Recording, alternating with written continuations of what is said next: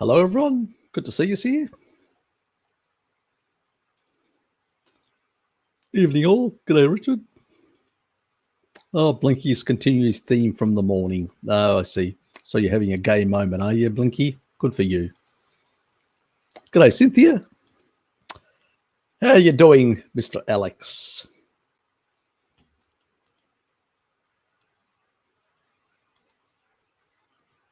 Perfect. G'day, Scotty. Yes. Blinky thinks that he's going to basically troll you Euro people. Yes. Well, you know your target, don't you? It's Blinky. Oh, bloody hell. Laughed too quick. And yes. Where is T2? I haven't seen him. I think he went to Western Australia and he became part of a chicken sandwich. Apparently that's the story. Yes. But it is coming from unreliable sources. So Blinky being one of them. So we won't pay too much credence to that nonsense. But you're gay. No, I don't think he really cares, to be honest. Hello, Harry, and all you good people. Oh, g'day, Melina. Good to see a friendly face.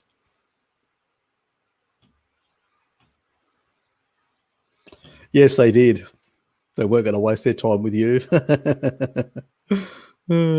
Slandering the European people in such hideous ways.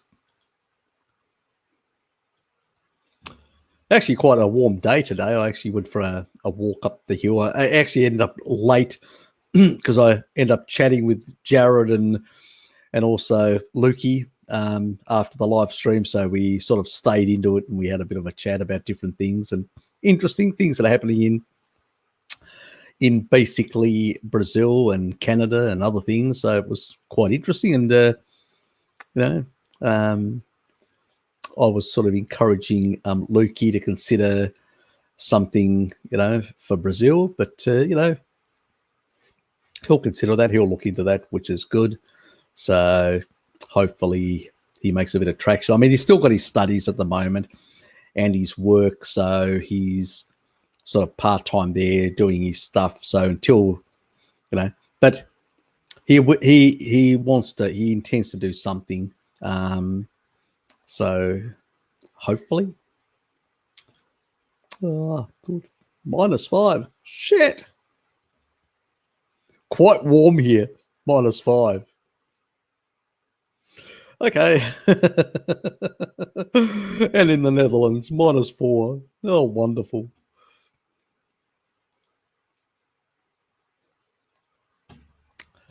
Yes, I would classify that as freezing your butts off. We shouldn't talk too much about butts because we do have Blinky around. Will it get him too excited? When he hears assholes, he gets really excited. Yes.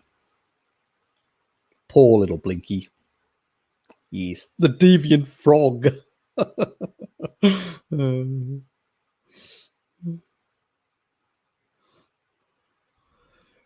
Yes. God, everybody's quiet. How many people are here? God, did you guys get any notifications? Bloody hell. 24 here. Yes. Yes, enjoying the sun and the hot weather. What did we get? Forecast for Hobart. Becoming cloudy. Well, that doesn't tell me much. What's the current temperature?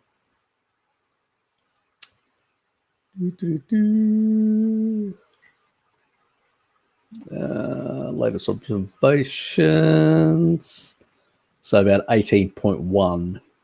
It has dropped. It was over 20 earlier, but now it is 6 o'clock after all. So it's around between at 6 p.m. It is 18.1 degrees in Hobart. So, yeah. And what's tomorrow? Tomorrow's 20, 24 on Tuesday, 27, 29 on Thursday, and 32. Oh, we're heading into a warm weekend. Wonderful. Actually, I may flex off on Friday. Sounds good.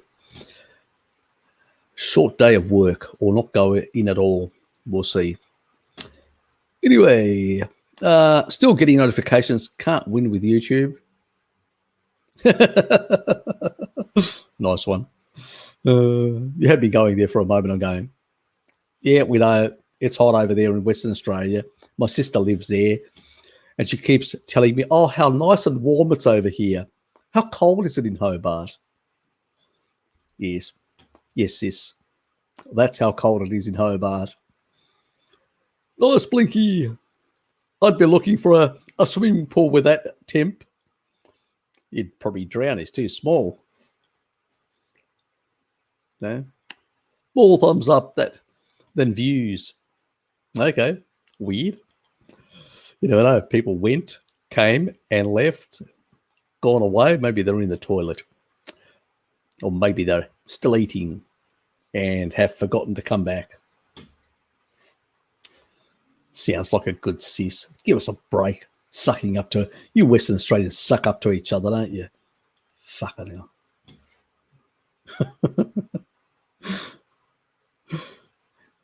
Yeah, look, like any place. I mean, when I go into the tropics, I usually probably by the second day, I'm pretty okay. You know, I'm pretty acclimatized. First day's a bit,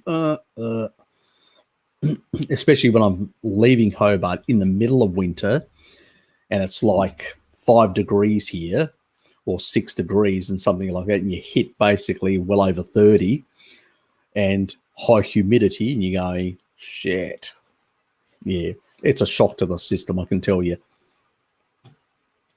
But yes, my other mate, he actually, because he lives in northern Thailand for half the year in Australia, he's sort of trapped here at the moment, which he's not very bloody happy. But there, it's because it's slightly elevated, the sort of area. It's Chiang Rai, which is a sort of a northwest, and it's much cooler, so it's not as humid. So it's it's much easier to sort of acclimatize. It's just when you fly in until you get there, you drive there, it's sort of quite humid and all that until you adjust. So just the way it is.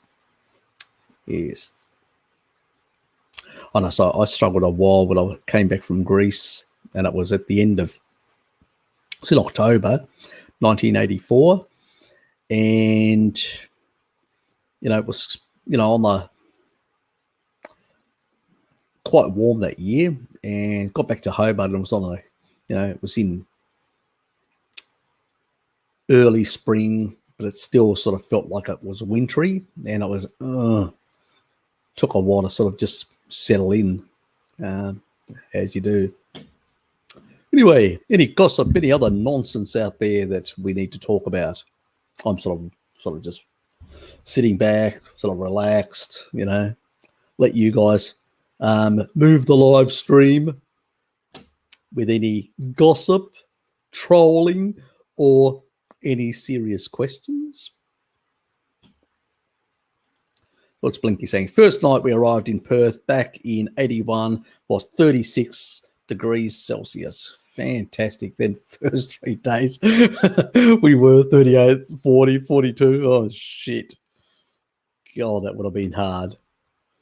Yeah, it sort of reminds me, I was, how old? I was about 12. I was 12 years old, and I got out of the plane in the United Arab Emirates in Dubai.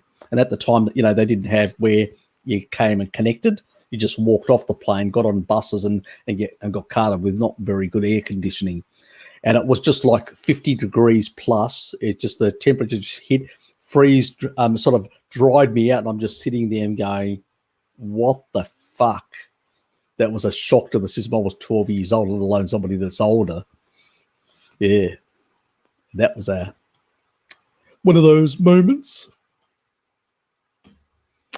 Yes. Yep. G'day, Susa.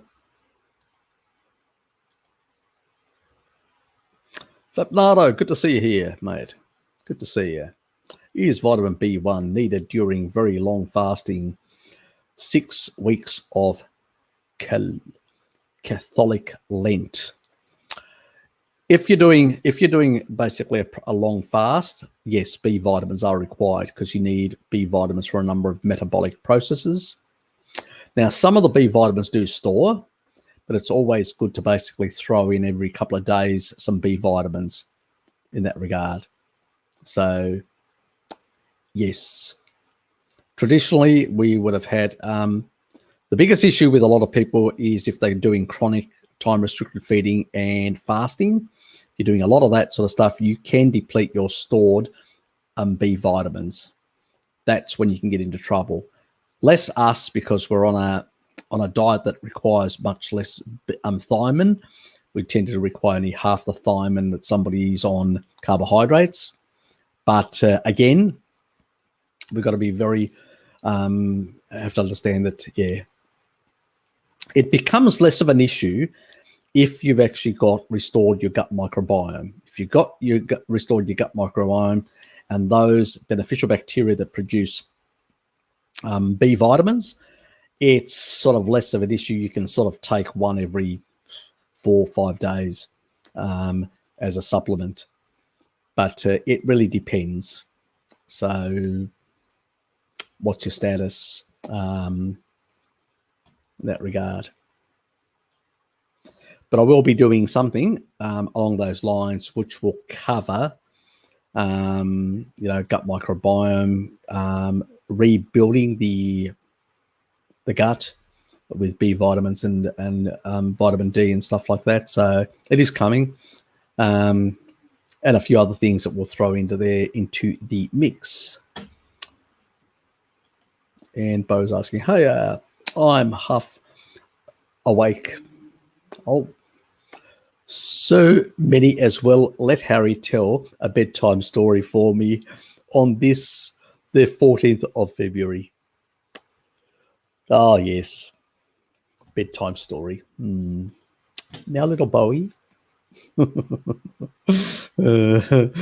think I will scare the rest of them if I start. Yeah, look, I time restrict. I don't fast necessarily. I occasionally fast. I don't fast on a regular basis. I know others do. My friends do. I usually do time restricted feeding, 16/8. And then occasionally I will have, like last time when I did the previous week, which I did a 5-day fast as a reset. This week I was just eating regular stuff like that. And I'll probably do that for the next with time restricted feeding. So fasting is when you do over 24 hours. Let's just make that clear.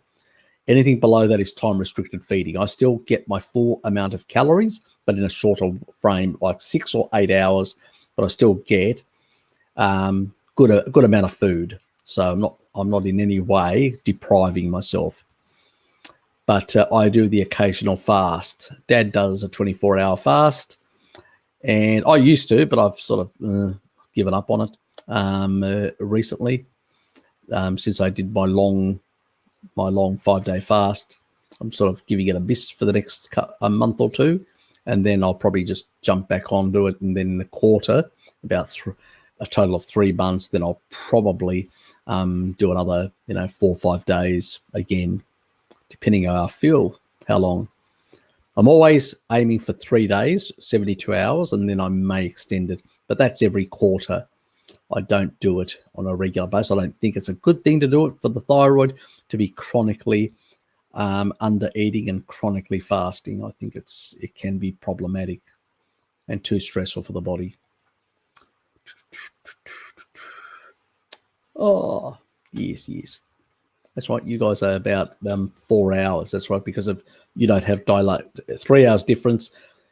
We've gone daylight savings. You guys haven't, and yeah, it's annoying to be You know, I get my sister calling me late at night, and it's earlier in the afternoon at her place. Yes.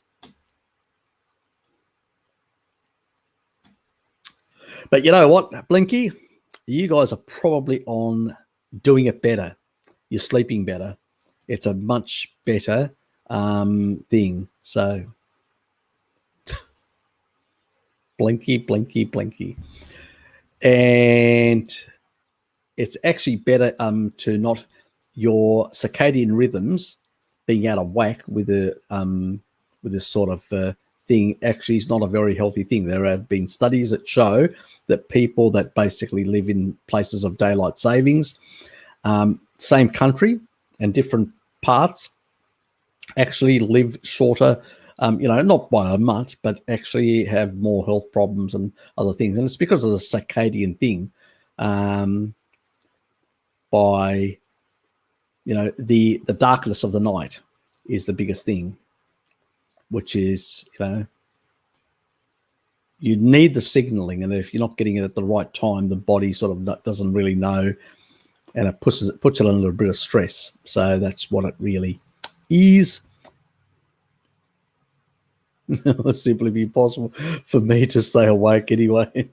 Yep, it's late, I suspect, where you are.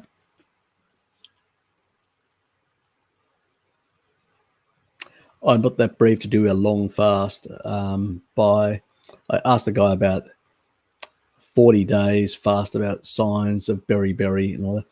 Yeah, this is the problem with long fast and not supplementation, not doing the right thing. Even the guy that did 382 or 386, I can't remember now. Anyway, that did over a year of fasting. He was under medical supervision in Scotland, was getting all his electrolytes and vitamins and minerals, because you still need cofactors. Because even if you're recycling your macronutrients, which is basically, you don't need as many fat soluble vitamins, because fat soluble vitamins are in the fat cells and you're releasing a lot of those in the bloodstream.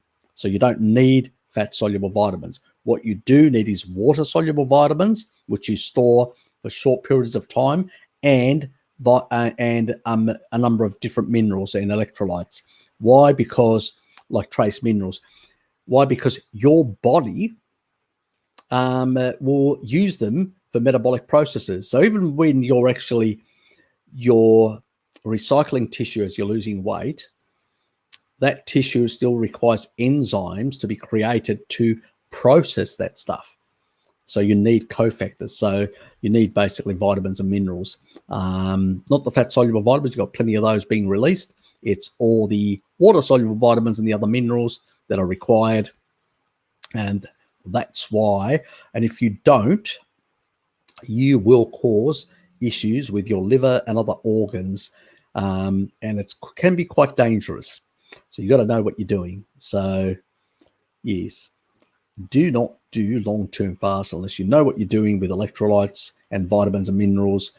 Otherwise, just do short-term that are actually way safer and require less careful monitoring, management, and testing to see where you're at. So that is why I stick to shorter ones. They're much safer. G'day, DJ Projectus. Good to see you here.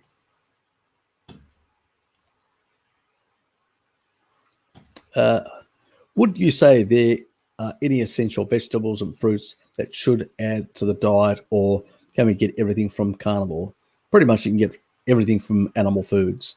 You do not need anything from plants or fruits. Seasonally, we used to access those things, but are not necessary for health or nutrition. They are poor, let me say that again, poor sources of all forms of nutrition. You know, there's a lot of, you know, when it comes to fat soluble vitamins, very poor. When it comes to most minerals, fairly poor or chelated, so you can't even access them, which you have to go through laborious steps to basically even access some of them. And when it comes to basically sugar, a lot of them have too much sugar, which is not required. The body can create its own. And the only thing that's left is some of the water-soluble vitamins. But if you, as I've actually demonstrated with, a lot of the actual B vitamins, and we've gone through them in the past streams, you can actually see you can get either the same or more from animal food. So where's the value? Let alone you don't have too much leafy stuff ripping your gut. So nope. And we don't have a cecum like the great apes, and even they don't consume, beyond the things like the gorilla. Most of the other consume very little as well. They prioritize meats when they can get them and use plants as starvation food. So no, I don't think so. And it's the thing that I actually said earlier about in my earlier stream. There's a lot of nonsense out there, people saying, oh, the carnivore diet isn't working for me and stuff like that. Well, if you've got a wrecked gut, histamine isn't the problem. Histamine is a downstream effect. That means when you've got leaky gut, you will get histamine, and you'll get histamine reactions. When you have basically leaky gut, you will get LPS, lipopolysaccharides, depending, and the type and amount you'll get will depend on what your gut microbiome is like. That means it's morphology, the way that actually it is. It's what type of bugs you have, basically. So that will vary on the type of LPS release that will go through that wrecked gut into the bloodstream. That used to not happen to humans because they were in much better, they were eating less kibble and eating species appropriate foods far more back in the 50s, 40s and earlier, and didn't have really these problems. It's only in the modern world we're gone 70% kibble or more, and we're having more of these problems. A lot of processed foods, like a lot of emulsifiers that are breaking down this mucosal layer, and not enough, and vast deficiencies in vitamin D. Vitamin D actually is very important in maintaining tight junctions. So from your nose to your anus, these are mucosal layers which have mucus that protects those tight junctions. Those tight junctions will only open up if there's deficiency in vitamin D. The other thing is, if there's deficiency in vitamin D, you will have a lot of autoimmunity. Why? Because you don't have a controlled immune system. It's full of vitamin D receptors. So all this histamine stuff, histamine is actually good. Histamine actually helps with a number of functions, even genetic functions like DNA functions in the body. So it's not a bad thing. It's actually when it's out of whack, or it's basically when too much of it gets released in the bloodstream. And that only happens when you've got a leaky gut. So if you've been on an inappropriate species, non-species diet, you will have created, especially a vegan, vegetarian, or whatever, create a leaky gut. When you've done that, basically you can't blame basically the carnivore foods for it. You have to repair the gut. You have to fix your B vitamins. You've got to fix your mucosal layers. You've got to cut out some of all that processed food, even some of the keto or carnivore type friendly type snacks that basically are full of emulsifiers and other garbage that is actually assaulting your gut. Go back to real food. Get your vitamin D status up. Your leaky gut will slowly heal and sort itself out, and then you won't get any of this histamine reaction or autoimmune issues. They will subside when you're on a species appropriate diet and you're not assaulting your body with garbage. So anything comes in a box, it's not food, it's a treat, and it can be a poisonous treat if certain substances are in it that can actually cause damage to the protective barriers that we have in our body to keep things out of the bloodstream. So when people tell you, there's a specific person recently that actually has been very critical, a keto person, and she basically is quite critical about the carnivore diet. But, I would say to her, have you checked your vitamin D status? You do have a darker skin, and that there is a potential you may not have sufficient vitamin D to deal with these mucosal issues or with autoimmune issues or whatever. So I'm just throwing that out. I'm not basically being overly critical, but I'm saying that I eat shitloads of cured meats, fermented foods, and all sorts of pickled stuff and whatever. I don't have an issue. And there have been people that have been doing that for thousands of years. The Inuit throw stuff and cover it with snow. Others basically get stuff and they actually put it in leaves and put it in the ground so it can ferment. We've been doing that for ages. People do not have this problem in the past. They have this problem now because they're eating species inappropriate foods or processed garbage that is basically wrecking their gut. Especially the emulsifiers are causing a lot of problem, but also lectins and gluten and a whole lot of other things that they've been consuming in large amounts for a very long time. Just being on the carnivore diet isn't going to correct immediately these issues. It takes time to heal a gut. You can sort of accelerate it by getting a few more fat-soluble vitamins in there and a bit more protein so you can actually provide the sort of, material that's required to repair and heal the gut, but it takes time. So you got to be very careful, basically, of throwing stones because there are the Inuit and the Maasai that have been eating a species-appropriate diet for very long with hardly any plants, and they don't seem to have had any of these issues over multiple generations. So stop blaming your pre-existing conditions for your effects. And that's why I say to people, if you've got a wrecked gut, you haven't resolved it, like Luke, for instance, Luke Gear, he had a lot of issues with autoimmunity, thyroid, and all that sort of stuff. Since he's been getting out in the sun, getting his vitamin D levels up, basically things have been really improving, and he's noticed it. So he hasn't done the test yet, obviously, because of the current situation, he can't get to be tested. But I mean, people know when they feeling different than what they used to. So, these things help. The reason why we get cytokine storms and people get die from the flu or from COVID in winter. Why? Because basically their immune system overreacts. The reason why some people basically that are vulnerable are dying from the mRNA vaccines, again, the same reason.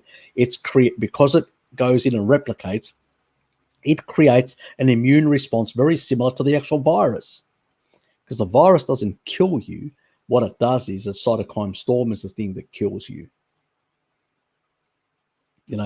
This is the problem with corona type respiratory viruses. It is the secondary infections and the actual cytokine storms that kill people from the flu and all this.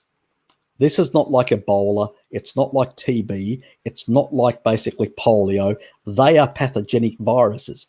Respiratory infections, basically, if they're kept under control, they don't give you pneumonia. They don't basically cause all these issues. So they're a very different class. Coronavirus is not the same as these other more real lethal viruses. So we live in a crazy world. Let's put it that way. I know I've ranted a bit, but the reality is we don't need any of this kibble.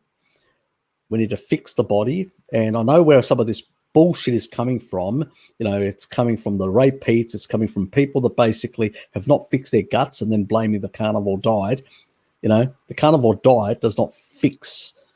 You have to take a number of steps because your mucosal layers need to stop being assaulted by inappropriate foods. One. Second, you need vitamin D. If you're not getting enough vitamin D, you've got a problem in closing those tight junctions. There's good research to show that. I just haven't done the actual video, but believe me, there is. Just because some of these people are completely ignorant, I've actually shown with a recent study and the recent information about how thyroid issues occur because of things like LPS, lipopolysaccharides, and the autoimmune effect, and how vitamin D helps to correct those things. Because a lot of people are focused on the other issues where it's not an autoimmune disease. If you've basically got not getting enough micronutrients like selenium, iodine, zinc, and those things to help your thyroid function, the thyroid can, it's not It doesn't have a, it's not in an autoimmune state. It's just basically not performing up to scratch. So you get that in, you know, when you do those therapeutic keto diets and you basically feel really cold, that's basically you're not giving the micronutrients that your thyroid needs to function better. But an autoimmune disease is a completely different animal. That means somehow the body's turned on itself. And that is because you don't have enough, all the immune system is full of vitamin D receptors. You need a master to control the immune system. If the immune system is out of control, you get problems and very easy reactivity to histamines or to LPS or anything else. And you can get different reactivity. You can get either reactivity from lectins in your joints or this or that. All these sort of autoimmune system has mushroomed in the last couple of decades, and it's basically very much strongly correlated. And all the research shows quite clearly that is the strongest associations are with vitamin D. And whenever we use vitamin D in clinical research, we see remissions of these conditions. So if you've got a low vitamin D status, you've probably got potentially some autoimmune issue as well. So, and if you're getting some reactivity, going back to plants isn't going to fucking fix it. I would say to that person. Anyway, let's move on. Yes, we definitely friggin' can. Thank you, Bo. G'day, Angela. Good to see you. Hi, peeps. Cuts. Stay. Oh, that's okay. Your animal, you can always watch it later. Just want to say hi and bye. Yes, good.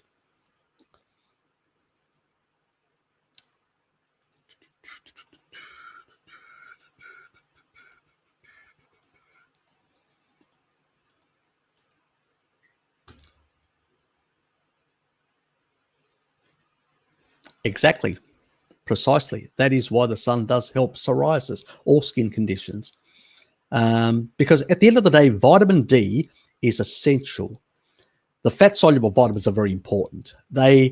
In different tissues, you will have the expression of matrix metalloproteinase, the collagen-degrading enzymes, that if they overexpressed, they tend to really make an absolute fucking mess of the collagen structure in the skin, in the lungs, in all sorts of tissues. So depending on which fat-soluble vitamins you are deficient in, you will have different levels of dysregulated collagen synthesis in different parts of the body. And that can create all sorts of different conditions for different people. It's all the same. Weston A. Price understood that. The fat-soluble vitamins make healthy, strong, sturdy humans. Low fat-soluble vitamins, especially nowadays with so little animal product in our diet, and we have issues. So, yes, I wonder why. Yes, because the experts have told us to avoid the sun, and the experts have told us to avoid animal foods. Wonderful.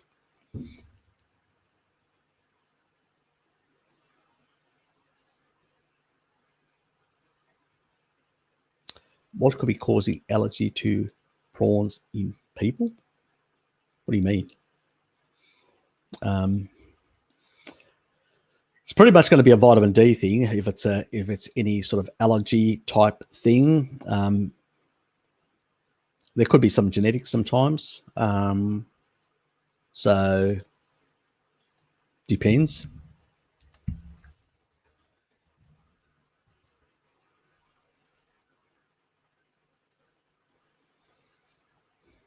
So yeah.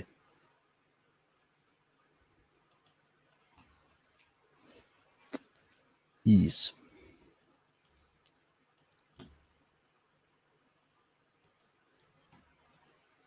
G'day, Uncle Alpha. Good to see you here.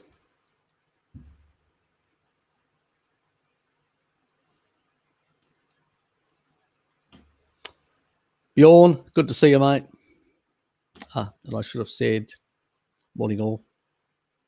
G'day, Nurse Trouble. Can you keep Blinky under control, please? Slackers. God almighty.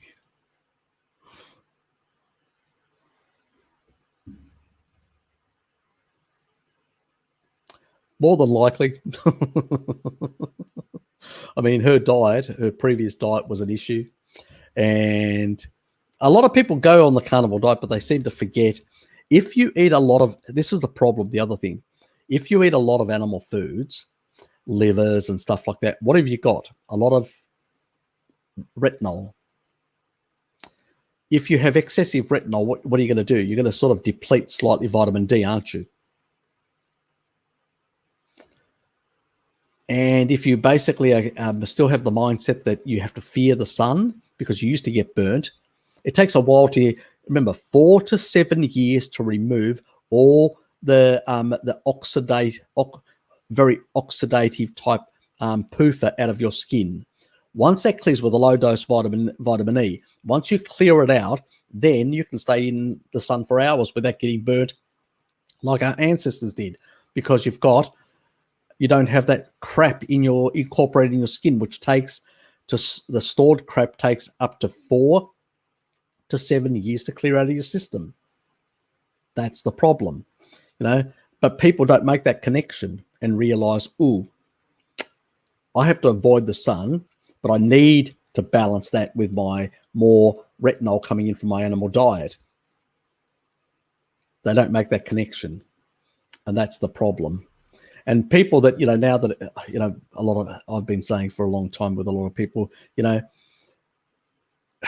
get vitamin D up, get your vitamin D status. And some people have actually done that, and they've actually noticed allergies, autoimmune, a number of things going away. And they're going, what the fuck's happening? Well, you probably were vitamin D deficient or subclinically deficient. So, yes. Unless I test you, I don't know. But more than likely, because, you only have to Google in the PubMed, that means the research stuff, and actually just say vitamin D, autoimmunity. And I can tell you, and allergies and stuff like that, you will get a plethora of lists. Now, there are some varied conditions, like my sister had asthma, and it was primarily because it wasn't vitamin D. Her major issue was the lung surfactant. She was on a vegetarian diet, not getting enough choline, and she had the same genetic situation that I have, that I need more from the diet. And she wasn't getting enough. So her lung surfactant wasn't getting enough to function properly. But once we put that structural, so she had a structural asthma. There are different types of asthma. There can be autoimmune asthma. There can be asthma in terms of the functioning, or some genetics together with, a vitamin D deficiency, or too much expression for a number of reasons. There could be like certain pathogens in the environment that you're coming in through your mucosal layers, getting into your lungs, and actually overexpressing, like mold or whatever, overexpressing certain effects. There's a lot of different things. But in her case, once she told me what she'd been doing for 25 years, because, we spoke on the phone or stuff like that, whatever. But the reality is, I never lived with her. I was living in Australia. She was living in Greece. So I had no idea what she was eating. She told me when she got here that she was on a vegetarian diet for 25 years, and she was feeling a bit uncomfortable initially when she started living with me, eating the foods that I eat. And I sort of, used to poke fun at her and, and cajole her and all that. And eventually she gave in and started eating some animal foods. And within 10 months, the problem went away. And she went, wow. And I said, you've got similar genetics to me. You need to get more choline. You need liver and eggs more in your diet, or damn supplement. And since she's been getting enough choline, she doesn't have the problem anymore. Even though she was still a light smoker, she sort of keeps on telling me, I'm giving it up. Anyway, that's another issue altogether. So even smoking does not cause, it can aggravate it, but does not cause asthma, just to cover that point as well. There's a lot of nonsense out there that a lot of people say without any evidence or any science whatsoever. Is it safe to be ketosis all the time? Should we do cycling by eating carbs time? You don't need to eat carbs. If you eat a species appropriate diet, you will drop, if you eat plenty of meat, you will basically drop into low ketosis or out of ketosis for a short amount of time, and then you'll go back into it. So if you're getting sufficient, you're not going to waste away, are you? So I wouldn't worry. You don't need a cycle. Now, in summer, I do slightly cycle, only in summer, where I'll have a bit of, I'm out entertaining myself with other people, and I may have some fruit, I may have some stuff like that, but I'm actually depleting the deuterium in that. Is it required? Nope. But, and if you're actually on having also some dairy, you're actually getting some carbohydrate from the dairy, which will knock you out of ketosis. That's fine. I don't have a problem with that. There are plenty of people that have been doing ketosis for a very long time and don't have any issue. I know there are people out there like Chris Master John and others that actually, say, ketosis is bad because the Inuit don't have that. Nope, that's wrong. The Inuit that are closer to the Arctic have this genetic change, but not the ones that are further down who still don't consume as much. Why? Because they've got more exposure to UV radiation. Now, what does that do? Deplete deuterium. That's what it does. It's a mechanism. He doesn't understand deuterium depletion. He doesn't understand quantum biology. But basically, when you're in a very northern latitude, close to the Arctic, you're getting very little sunlight for large portions. And a lot of the gradients, like the stuff that's actually like the snow and everything that's very close to the surface, getting very little UV, tends to have far more concentrated deuterium. The body needs to get rid of it. It uses long chain fats to get rid of it by, you could say, creating more metabolic water that's actually lower in deuterium, so it can then dilute the stuff coming in from the snow that is being used as water and stuff like that. That's the reason, the real reason. Otherwise, you would have problems of destroying your nanomotors and not having enough energy to survive in that sort of environment. That's the real reason. It's just other people haven't thought about it because they can't explain why one group of Inuit actually eat the same way and don't have the genetic SNPs and don't have a problem, and others that are further closer, because the reason is they're not getting enough UV being closer to the Arctic Circle. So what's the issue there? Well, obviously it's UV, lack of sufficient UV all year round for deuterium depletion. That's the problem. So, yeah. It's the same thing with having eating stored with refrigeration, having non-seasonal fruit in winter. Basically, you don't have the UV to deplete it. So, and then you wonder why people eating all year round sugar are getting sicker compared to the past. Well, yes, damaging more nanomotors, losing energy, feeling lethargic and all that. Yes, let alone many other things. It's a complicated, a number of different systems are at play. But but what happens is people don't look at things in a holistic way, so they create reductionist arguments. Oh, the world's full of them. Chris Master John makes them, the Ray Pete group make them, even some in our community and some in the keto community and paleo. I've heard it all. But, it's garbage. And I can pull those arguments apart because they haven't really they haven't researched into some detail, because they only look at things at a surface level, and then they just repeat like parrots the same garbage that everybody else does. Anyway, I'm different. Yes. You either like me or you don't. I'm one of those nasty uncles that will beat you around the ears and tell you that's how it is. And if you don't have evidence, I'm going to beat you again. I'm not going to blow sunshine up your rear end, as one would say in the crude vernacular. Anyway, eating meat, you would not be always in ketosis if carnivore. Exactly. That is exactly true, because of the additional amino acids pool that will be there and slightly have an effect on the insulin to glucagon ratio. Anyway, watch a video going through some research. They tracked populations who regularly dosed themselves with vitamin D tablets and showed 34% reduction in WUFU infections. Exactly. And there's plenty. There's so much. When it comes to this sort of research, which is a population research, observational in nature, yes, it sort of indicates, but it's still not like, how can I put it? It's still not gold plated.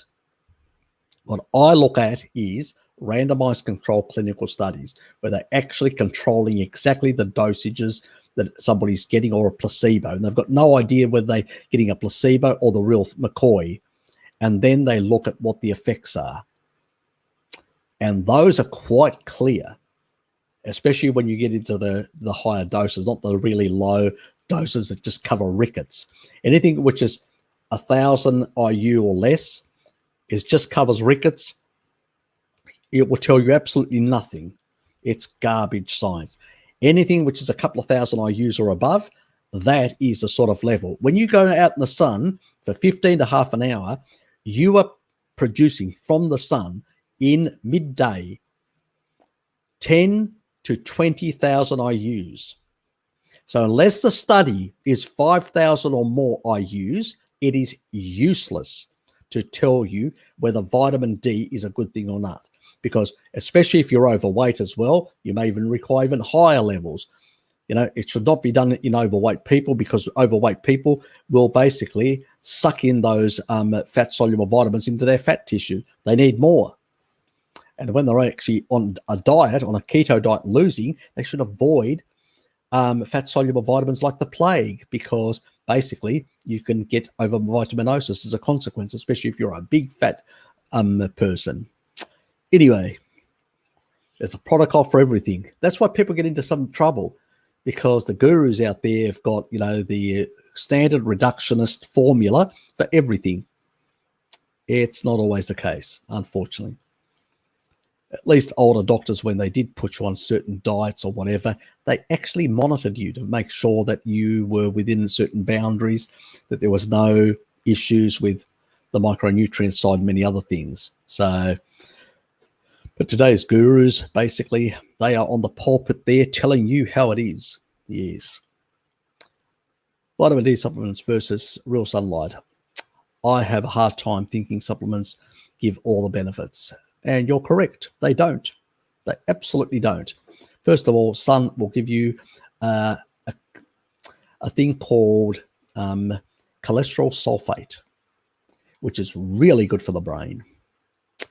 It will also basically help the signaling pathway through cytochrome C, which is your complex 4 in your, and improve the performance of that, and so support the more pumping, the better pumping of protons to improve the gradients turnover, and so to actually be able to produce more ATP.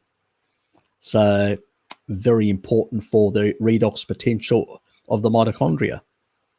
So it's something that Jack Kruse talks about, how, you know, cytochrome C, you know, the red light spectrum, how that actually directly affects that. And that's why he says, go out in the morning day, or when the light is actually going down, or in the early hours of the morning as the light is coming up, you've got that near-infrared red type spectrum that is really good to energize your mitochondria and get you going for the day. Really good. So we don't do that. We used to, because we're out in the, you know, the fields. You know, farmers used to go out in the early morning to until the midday when it was getting too warm, and they'd come back to the village, or, you know, we just don't live like that anymore. Unfortunately, everybody's basically crazily at home trying to get the kids ready to go to school or whatever. And by the time you get out there, you know, you're already moving into the blue spectrum, and you've missed all that red spectrum light. I do as well, which is unfortunate sometimes. So I actually turn on the red lights in my bedroom and bathroom and all that, and I'm actually getting that while I'm indoors. It's a cheat, yes, but, you know, it sort of fits the lifestyle. What can you do? Yes. But yeah, there's a lot of things that we miss out from vitamin D. Yeah, vitamin D supplementation. Because people in the past used to get out in the sun all the time, continuously. So yeah, but at the end of the day, we live different lives, and the vitamin supplementation is sort of like a, you know, it's a poor substitute, but it's better than nothing, so to speak, because most people, I mean, most of my relatives, most of my friends and all that, if I told them to do these sort of things, they wouldn't. And I would rather them taking at least a bit of a supplement and actually getting some benefit rather than basically avoiding everything and getting no benefit and having worse outcomes in the long run. So yeah, it's sort of trying to balance these things. I mean, I get out in the sun continuously. I've got vitamin D in there, 10,000 I use. If I get, you know, the COVID, the Corona, if I drink a bit of Corona beer, then yeah, I'll basically, you know, jump onto them, their quercetin and a few other things at the same time. But at this stage, that hasn't happened, so I don't have to worry. But yes, we should try and get more from animal foods. You can get vitamin D from animal foods, and you can, not a lot, and you can get it if you're outdoors all the time, like our ancestors were. Even in winter, you can get some if you're constantly outdoors. Problem is we don't do that. That's our problem, you know. So it's a problem. I suspect you miss the nitric oxide production from sunlight. Yep, that as well. Yep, that's that as well. Yes, it does help that. So does L-citrulline, but yes, that as well helps there in that regard. Yes, for vasodilation. Slip, slop, slap, turn Australia into vitamin D deficiency in a country where we have sun all year round. Exactly. How crazy is that? Yeah, perfectly said and well said, Blinky. That's exactly it. What a friggin' crazy world we live in. Anyway, on the seafood prawns things, don't they contain lectins we would normally be less likely to react to? Look, there's a number of reactive substances in seafood, and yes, they can be reactive. It's the reason why I say when you've got leaky gut, you've probably heard me before, I've said keep away from dairy, seafood, and sort of stick to just ruminant animals until you can fix your gut. It's sort of the safest thing. Stay away from cured meats, pickled stuff, all that sort of stuff. Just stay away from that. Stick to fresh, and you know, even some people can react to eggs. You know, keep that away. It depends. So usually, basically, beef, lamb, and goat, as fresh as possible, and that will reduce. Once you fix your gut, then you've got no problems. You can go back to those foods.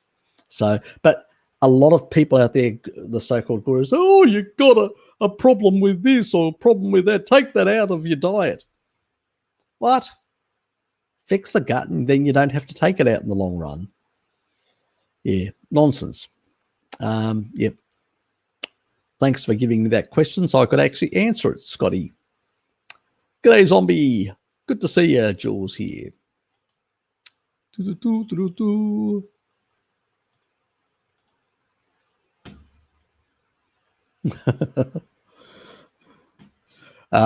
to hear. You can only do your best and try. Are you lacking in any nutrients to cause darks under circles? Lacking in any? No, I'm not. It's actually the glasses. If you take a look at my stream in the daytime, it's not the case. Well, we all have dark circles sometimes. I do sometimes when I sleep late. But no, it's actually the glasses. It's the tinting the glasses. See angle, how it actually increases. That's all it is. So you're seeing the wrong things. Skin cancer rates continue to go up despite most following the rules. Exactly, because it's not the UV. It's the kibble and the other crap and all that. And it's basically the seed oils, the massive amount of seed oils, which gets incorporated in our tissue, which causes the problems. That's a problem.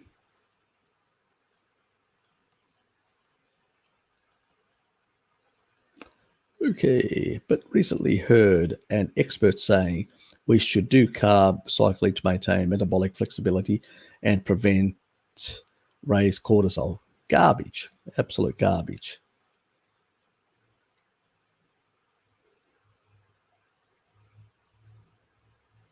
Usually the biggest problem that actually things that actually stress is when you undernourish yourself, both in macros and micros, you increase cortisol. And the other thing is when you have too much little salt. Salt actually, when it comes to norepinephrine and cortisol, it can actually temper it down. Yep, sodium has that tempering down effect on cortisol. The other thing is, are you stressed? Because even if you're doing everything right, if you're stressed, that can be a problem. So no, you don't need carb cycling. There are many people, the majority of the population is highly stressed with high levels of cortisol, and they are eating shitloads of carbs. So if it was carbs that was lacking, 70% carbohydrate diets, I don't think they're lacking personally. So, that doesn't make logical sense. Absolutely not.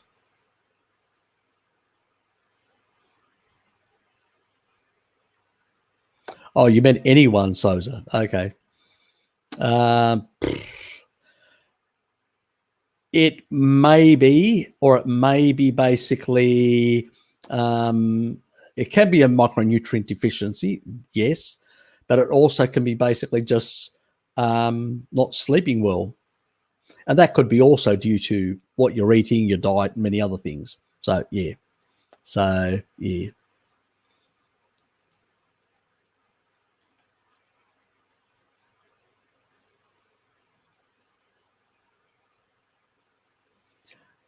Yeah, it's just, if it was carbohydrates, then why is the general community on a sad diet, why do they have higher levels of cortisol? Because it has nothing to do with carbohydrates. When you're engaging the Randall cycle, what are you doing? You're blockading and down-regulating the receptors that take in nutrients, and you're in storage mode. It's a physiologically advantageous condition. You push your body into a stress situation, you deprive your body from nutrients, and you start storing them. That's what humans did at the end of the summer, in the early part of the fall. They gorged on fat and sugar in large amounts. They engaged the Randall cycle and got into storage mode. And that becomes a stressful thing. It raises cortisol. So mixing macros is not a good thing. You can engage the Randall cycle, and you will push these inflammatory pathways, including cortisol, up. The only reason why people on a keto diet is when they those stupid individuals, and I will call them stupid individuals because that is exactly what they are.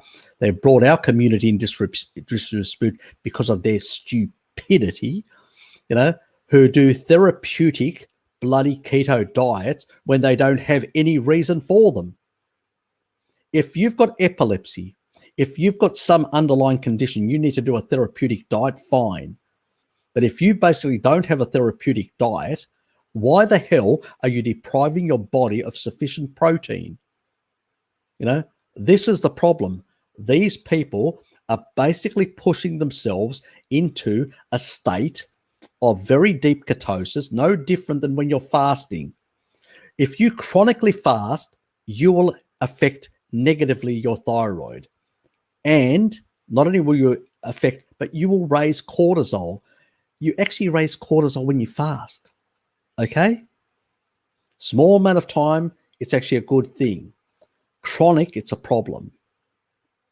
That's what therapeutic keto does as well. It basically does that. Yes, I know it seems like a keto bashing today. It's not my intention to do a keto bashing. It's just that basically some of the people in the low carb keto community are complete and utter fucking cockwombles. They have no idea how the body works and how to basically properly feed the body. You look at Kelly Hogan. She did a high animal-based, high-protein carnivore diet. She lost a whole lot of weight. She's looking fantastic.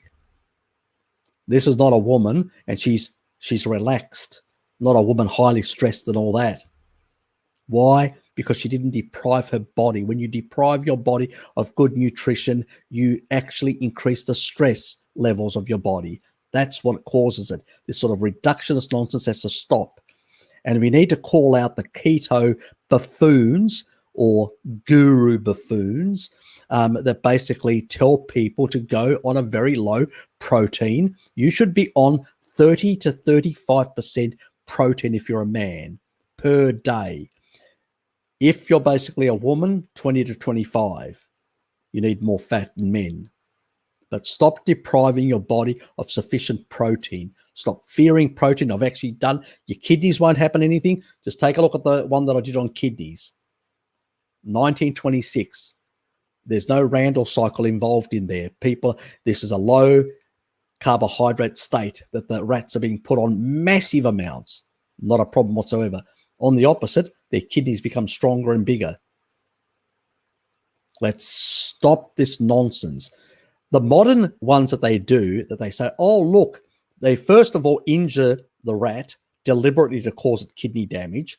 Then they put it on seed oils and sugar, and then they up the protein, engaging the Randall cycle and inflammation. And then they wonder, and they say, oh, it's the protein, the high protein that's causing it. What a load of nonsense. This is reductionist nonsense and deliberate. They know the Randall cycle is at play. And if they don't, they're idiots. They shouldn't be basically doing research at all if they don't understand the Randall cycle and how it works and how that physiology works under those circumstances. It pisses me off. And, you know, and I still hear in the low carb community, they go, oh, we don't understand why some of these studies, the low fat studies work and all that. You know, they still have this thing where they think that sugar will make you fat. Sugar will not make you fat on its own. It's basically when you mix your macros and you exceed calories, you will engage the Randall cycle. It's the Randall cycle, stupid, you know. Now, what is better, a diet low in sugar and high in fat, or a diet low in sugar, high in sugar and low in fat? In terms of Randall cycle activation, they're both the same. The ultimate thing is that such a diet is nutrient deficient, and eventually you will sustain nutrient deficiencies, like on a vegan diet or whatever. You'll lose weight on a traditional. The junk food, modern junk food vegan diet, that'll just make you fat because they put a whole lot of sugar and fat in there and they make you fat. That's what the Randall cycle is. So junk food, the majority of vegans nowadays are on the junk food. They want their fake this and fake that and fake whatever because they don't want to give up on that. They just left the sad diet and they just want a vegan sad diet, and they continually fattening themselves, and they feel great about themselves and how they're doing so much good for the little furry creatures. But the reality is the other vegans that do like raw veganism and stuff like that, they lose a lot of weight because basically, you know, they are in a sort of like a ketotic state. And then you've got the others that basically, you know, and that's why their thyroid, they're in such deep ketosis and so little protein, their thyroid turns off. It's just crazy. Like the fruit, and the fruitarians have some similar experiences, you know. So the carbs are not basically supporting the thyroid, are they? No, you know, even though they're eating shitloads of sugar. Nope. You know, like Durian Rider, he's lost his hair and all that. It's all fallen out. I've got genetics that I should have baldness like some of my other relatives. How come I don't? You wonder? What grows like mad? Because I'm getting all the nutrients the body needs and silencing the genes that are causing a lot of these problems, you know, where the, like Georgie Blinkoff or Tossoff, that's with, you know, the Ray Peat group, he's got a lot of receding hairline. I mean, it seems like the Ray Peat diet isn't working for him. Again, stupid reductionism. So let's just basically nail it how it is. If you do idiotic, species inappropriate things like some of these bizarre type of keto crap and other things, you're going to get into trouble and your health is going to go to shit. Eat your fucking meat and fat and you will be healthy and happy, you know? And if you've got issues, then we need to sort them out, like leaky gut and other things like that. But, you know, stop worrying about these things. You know, stop listening to the nonsense that people are perpetually putting out there. As Bart says, X is an unknown number and spirit is a trip under the pressure. Yes, very much. Very true. Yes, where is he? He's probably out rowing somewhere.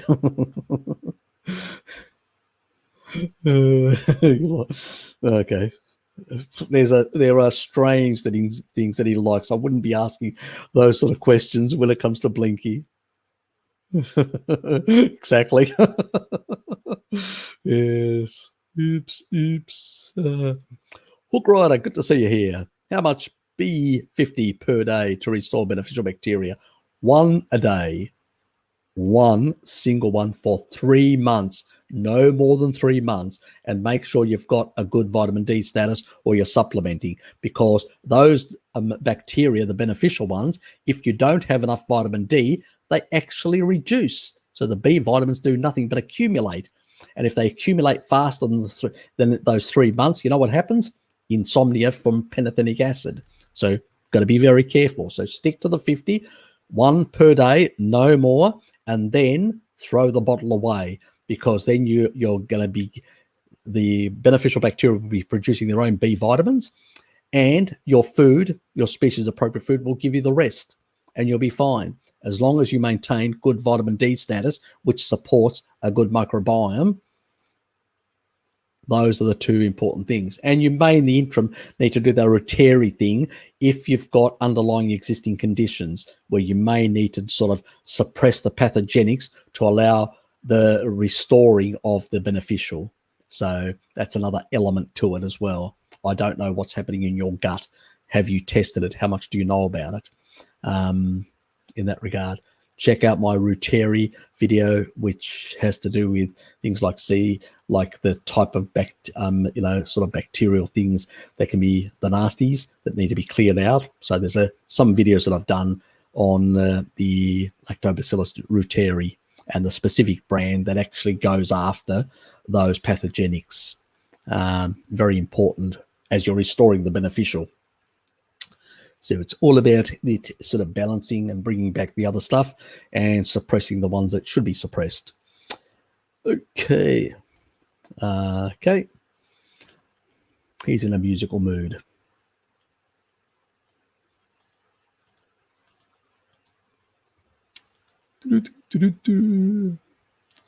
And Scotty's asking, the problem is that only the Spanish RCT is the only one that puts vitamin D injections versus placebo in. Exactly.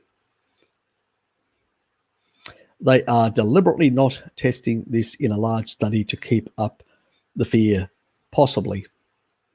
Yes, we need basically bigger studies. That's the truth, because they'll say that this is an RCT. We need a much wider study. See, with a randomized control study, so RCSs, you can actually have bigger groups or meta-analysis, but you need a lot of, in order to create like a larger study, a meta-analysis of multiples, and they have to be statistically strong and well done so they can be balanced. They have to be done similar.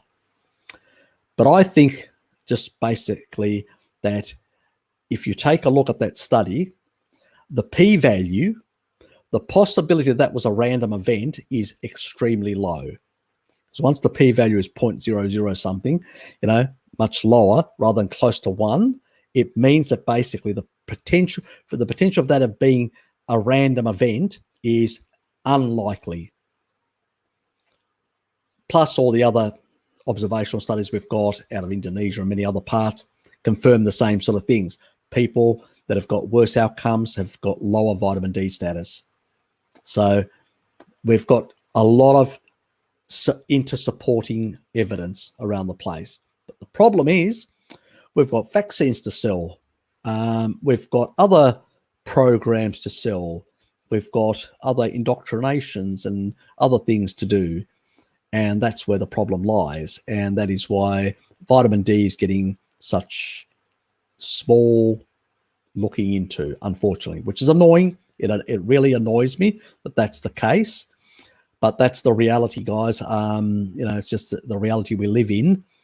That is the current situation. So, yeah. Yep. Interesting to hear your thoughts on some of the compounds mentioned during the recent interview with Ivor Cummings. I haven't seen it, so I can't comment unless I know what was discussed. Lamps, I think he sees you as a sheep, and I think he's got nefarious interests. You know what a little arsehole is.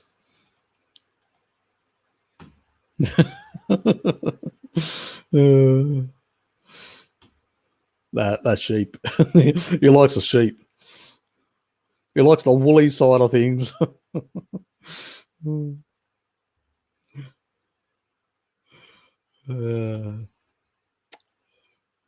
Thanks, Thanks, Richard.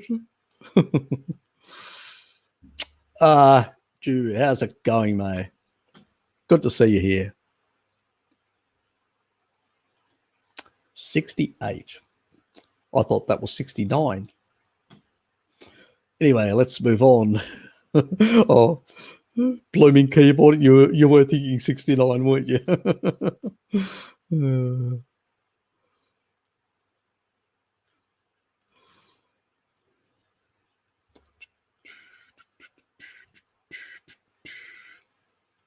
We've already answered that. Yeah, probably deficiencies, I would say, or lack of sleep.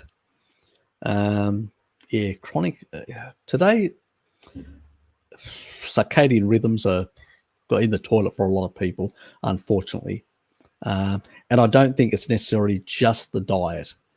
Yeah, the diet, micronutrients are a problem, but I think also sleeping patterns of people, sleeping too late, too much screen time, not enough blocking and stuff like that. Yeah, a lot of that. It's a confluence of factors that are actually interplaying. Yes.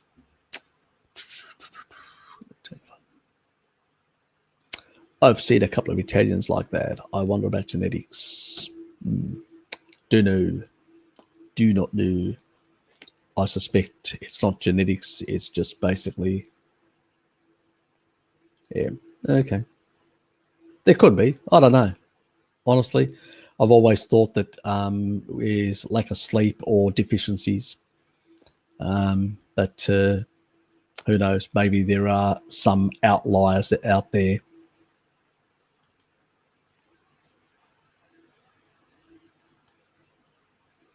If you've got research on genetics and that thing, please email it to me so I can look at it and see whether it's good science or just speculation.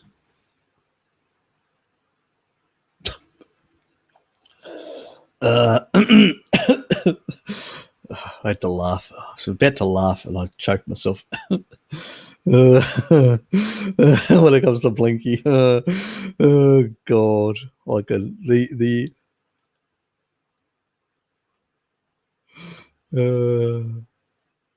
you can use sheep fur. God. Been on the bio supplement for 3 months. My balls haven't got any bigger yet. Oh, well, can't help you there. It does increase sperm count, but it can vary. So in both people and in animals, it can vary. So it's not like there can be other factors as well. Because remember, even though you're taking that Dietary, at the same time, it's actually combating a whole lot of pathogens and doing a whole lot of other things. So the majority of its work is going to be in the gut. Then you can get secondary effects. And one of those secondary effects are, you're not going to grow big balls, so to speak, like in the rats. That's not going to happen because their physiology is slightly different than us. But what you will do is you'll definitely increase your sperm count. That's the thing. But sperm count can be affected by other things. So even though you take that, if you don't have enough zinc, selenium, there's a number of these nutrients. If you don't have enough, the thing that most carnivores will have a lot of that, bar selenium. That's where that sometimes they have a subclinical deficiency in selenium, or they're taking a very high dose of iodine, or getting too much iodine for whatever reason, and as a consequence, they're unbalancing their selenium. So it's a lot of reasons. So I don't know, unless you test, could be all sorts of things. But I haven't noticed bigger balls myself, but I have noticed more sperm coming out. So that's a bonus. It's not a massive amount, but it seems to be more than usual. So things will work differently in different animals as well. But at least it does have some positive effects. And as I said, that was a side issue about the sperm thing. It was more basically the other benefits that it has on your gut that are more important. And that was to be honest, is a bit clickbaity as well. It caught everyone's imagination, I can tell you. Fluoride, good or bad? What should you use to brush your teeth with if it's no good? Okay. Fluoride will, like any halogen, will actually have an effect on your iodine uptake. So you may need a bit more iodine if you're getting fluoride. Second, there is toothpaste. I buy toothpaste that has got 0 fluoride and a whole lot of other things that are 0. So there are alternatives. Yes, it's a bit more pricey. It's double the price of regular stuff, which is annoying since it has less stuff in it. Why is it double? But anyway, it's just the way. Or you can create your own with baking powder and a few other things. There are online that they actually show you how to make your own fluoride-free stuff. The other thing is you can also reduce the amount of fluoride you get by putting an inline filter, but then you will also filter out a lot of the minerals. And since you're minimizing the minerals that are coming in, you may need to get a mineral supplement, like a trace mineral supplement, like the one that comes out of the one that I actually showed last time, which is the King Island.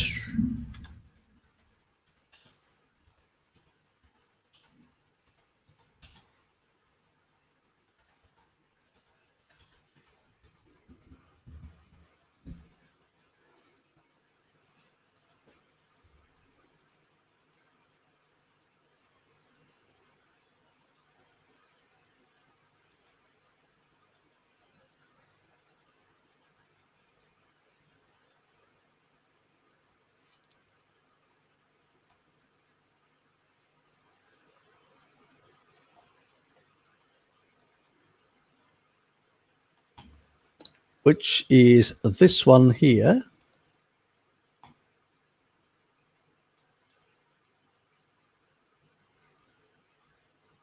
Why did that work?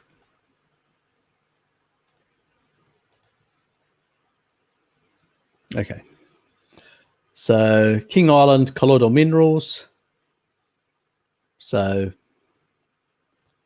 it's basically trace mineral supplement. That's the brochure.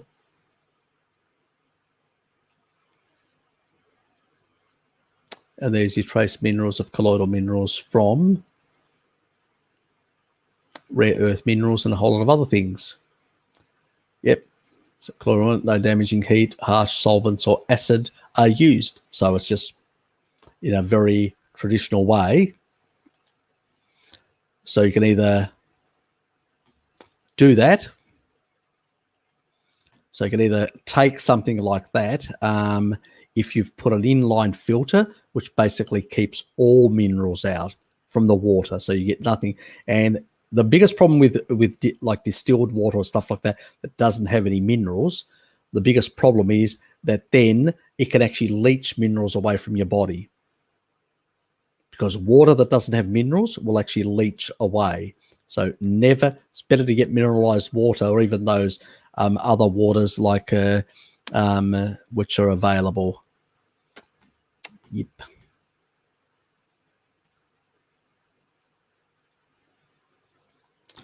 Just had to sort out Bjorn there. Now, yeah, so you need a bit of fluoride. Don't get me wrong. You do need a bit of fluoride. It is a requirement you get it in the diet. So you get more than enough than you need. We probably get too much from tap water and stuff like that. So you can actually either say, well, I'm going to do that, or I'm going to have a bit of more iodine and selenium to balance it all out and sort it out that way. I'll leave that up to you, which way you want to go.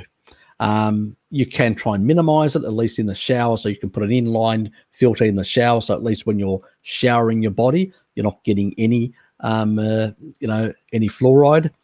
So at least you're minimizing that part, and a bit of extra selenium and iodine can mitigate anything from tap water. Or you can, there's options in that regard, or get something like that, which is what I use, colloidal minerals from King Island. They're local. And yes, so that's another option. But, there's a lot of, the research when it comes to fluoride is very piss poor. And yeah, there's a lot of question marks, but probably the amount that you would get from tap water is probably higher than you would get naturally. That's the only reason why I would try and use some mitigation strategies. But I wouldn't go, let's put it that way, compared to sugar and all these other things, it's not going to be the big disaster that's going to break the camel's back, so to speak, to be that concerned. But there are other options. Harry said, ha ha ha, did he? Hey.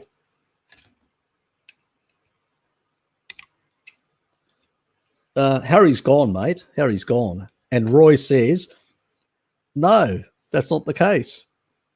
You've just been royed, mate.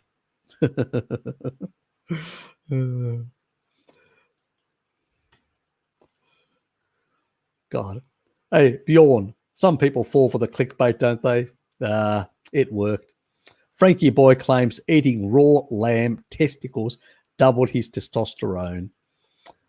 And truth to this is, would raw testicles contain bioactive testosterone, or is it the nutrients supporting your own production? The nutrients. Because the nutrients would be concentrated in that sort of stuff. Yes.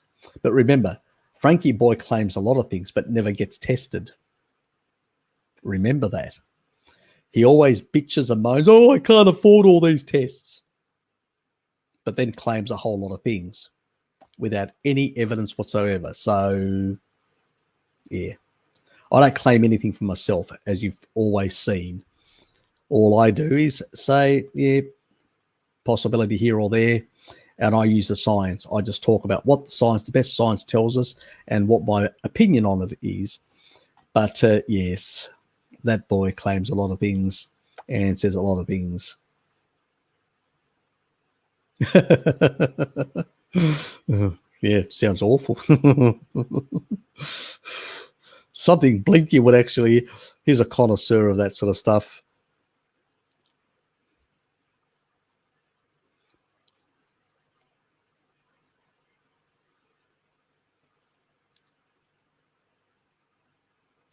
Nope, even offered mountain oysters, still not keen. Oysters are nice. I like them raw. Mm.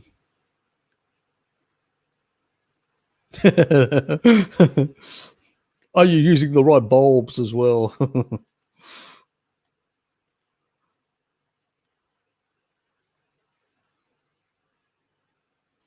God, you guys are fixated on balls, aren't you? Just realised that. Who counts sperm anyway? I mean, don't you notice basically when you're, let's say, playing with yourself or playing with a partner, don't you notice there's a bit of a difference potentially? Anyway, we'll leave it at there.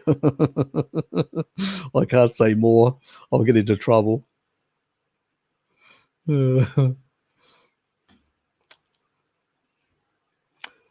Yes. Why do you need toothpaste or even brush your teeth on carnivore? How does that fit with evolution and our ancestors? So true, Fernando, so true. But people do have vanity, and that is another reason for it as well. And our oral microbiome isn't what it used to be, unfortunately. We've destroyed our gut microbiome and destroyed, by the time you get to a carnivore diet, you've already destroyed both your oral and gut microbiome. And so it can take a while to sort out or restore even. And so that's what that other new Dietary type variation that actually helps with improving the the microbiome of the mouth, plus eating appropriate foods and cutting out the sugars and all that will help as well. Salt and actual salt gargling as well can remove a lot of the pathogenics, so it can actually change the microbiome and restore some of the traditional characteristics. So there's a bit there that needs to be done as well. But to a larger extent, people like to brush because they like to get rid of particles and all that, and sort of there's a vanity issue or whatever. So yeah, anyway, what people do, that's their business. Baking powder mixed with coconut oil makes a great toothpaste. Yes, it does. I've actually tried that in the past. I'm just too lazy, and money, not that money isn't shouldn't say too much anyway, but I'm comfortable. I don't really have to worry about paying double the price for something. Let's put it that way. Yes. But I have tried the baking powder. And if you run out of toothpaste, that is a good option to use.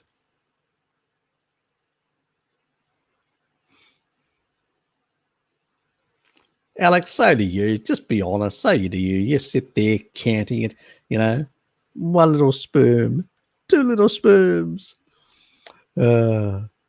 Men and their fixations on their sperm. Yes, I know. Awful. Yes, the things that you ladies have to hear that are actually on this live stream. I do feel for you. I suspect you guess that being raised on species-appropriate diet means teeth are better formed. That as well. Most of us don't have malformations. I have still, I've noticed a bit of spacing is improved. They were more tight. They don't feel as tight as they used to. But, a lot of us have got, as I said, we haven't grown up with a species appropriate diet. We're late comers to it. And so we're late comers with a lot of damage. So it's going to take longer for us to, yes, get there. So it's just the reality.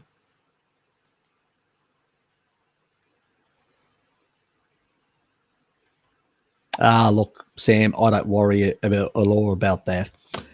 Yes, I can descend into the complete and utter hell of gutterness and come back out of it smelling like roses. If you believe that, you'll believe anything. Abrasive sodium bicarbonate removes the thin grey film that heals the teeth. Yes, there's a bit of truth in that as well. You should never brush when you eat or after you eat, before you eat or after you eat. It should be at a very different time of the day, like late in the evening or early morning, and you're going to have a meal sometime at lunchtime.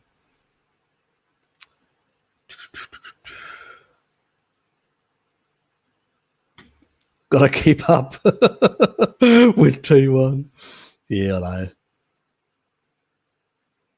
Where's he gone? Has he actually done a runner? Little weakling, little piss poor T1, piss poor. You're a chicken. You're a chicken. You're a big goose. Flying away.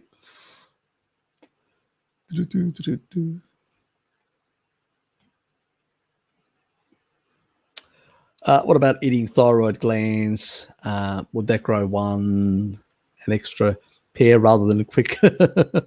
Don't know. Maybe. A third ball.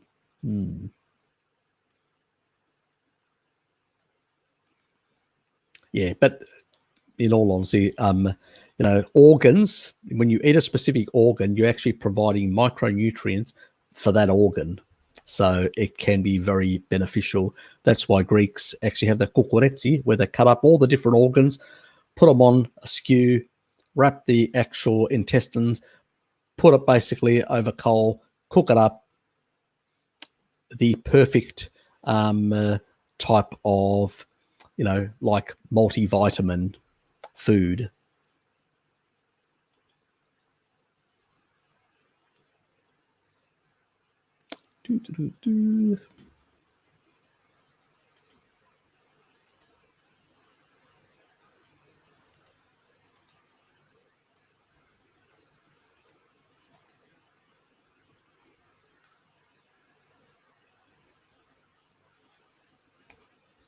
Yeah, look, there is information on mewing and sort of helping the sort of the mouth and all that. Much harder when you're older, much easier when you're younger. So, but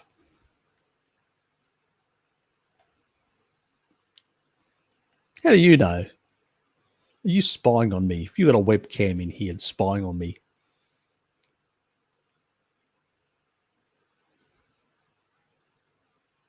Neither have I. Exactly. Neither have I seen any compelling stuff for older people. Younger, yes. The cranium is still forming, but older, I think you will get some benefits of, like when you get the shrinkage of the brain, of the head, it usually within about 70 years being on a carnivore diet, because you get the whole body gets remodeled, or you will get some, but don't expect massive stuff. I haven't seen anything absolutely compelling either. G'day, Spinwise. Good to see you. Good morning to you. I hope you enjoyed your break and your sleep.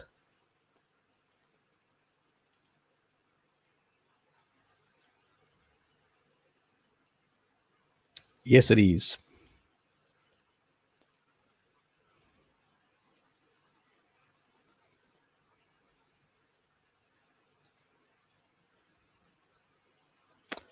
Yes, nothing like chewing good meat. Yes. Chew your meat. Very good for you. It's, we don't want to be like those retard veg-tards with their smoothies, continuously downing those smoothies and not actually doing anything to improve their jaws. Even the child will suckle on the tit of the mother and work those muscles. Very important. That's probably my issue. I didn't get enough breastfeeding. Yes. I'd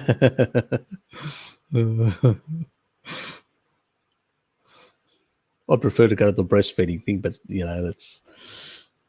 I'm gonna get into trouble. I'm gonna get a comment after this live stream. But anyway, let's move on. I know how to get myself into trouble, don't I? Okay, let's do. Anyone else get blurred comments in Harry's mainframe? No idea what's happening. Is the YouTuber not playing ball? maybe nobody else is, so it may be your internet connection. Potentially worth an ask. Yeah, check your internet.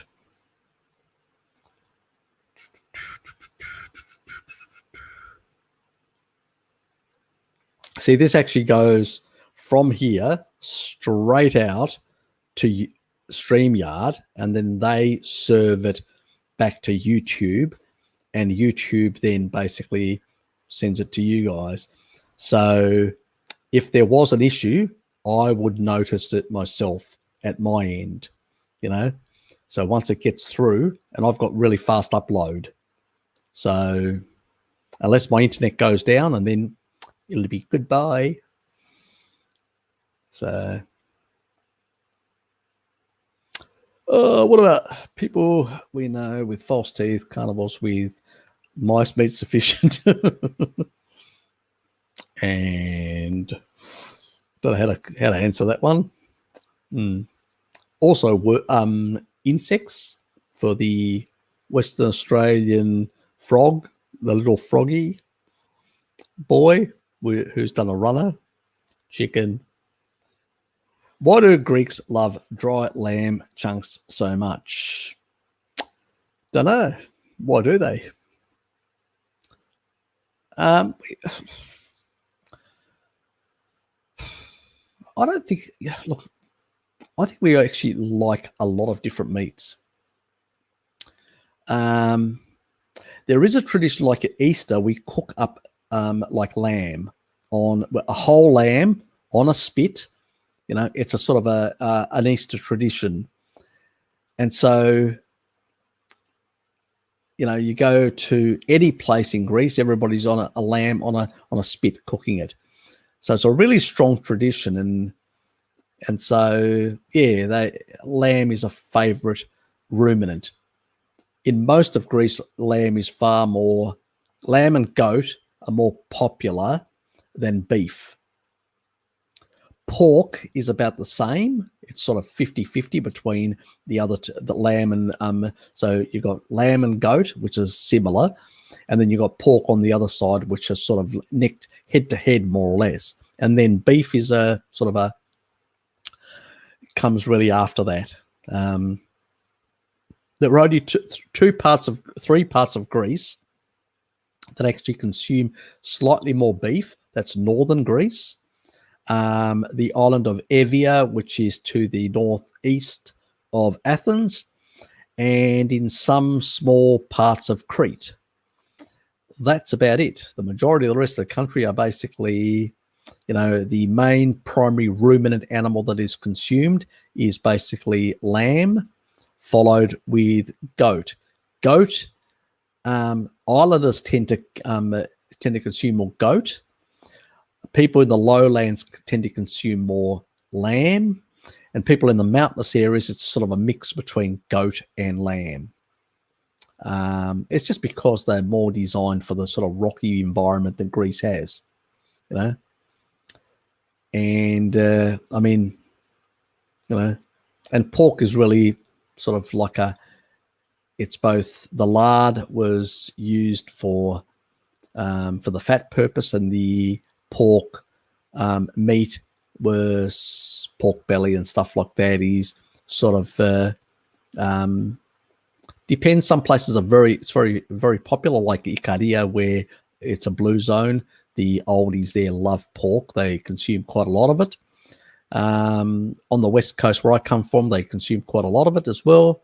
In other parts of Greece, less. It sort of varies in that regard. But you know, dry lamb chunks, you know, is a sort of a popular thing in that regard.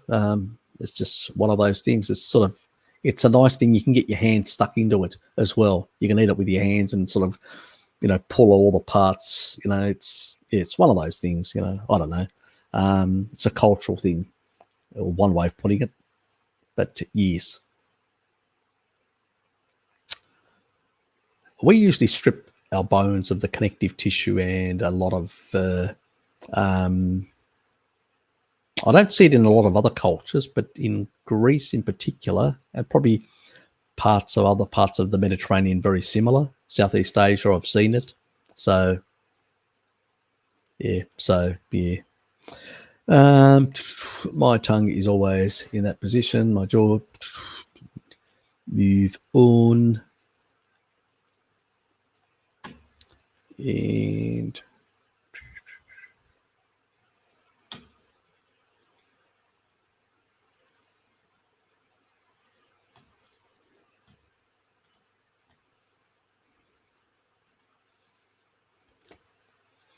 so that's a vegan having fun with their bananas.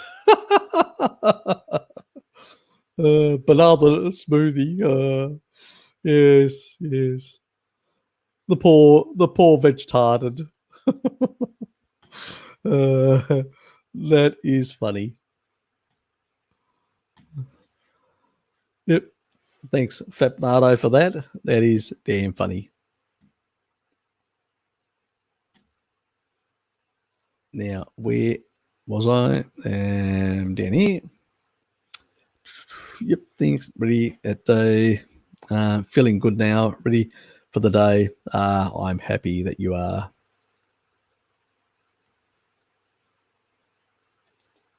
Yes.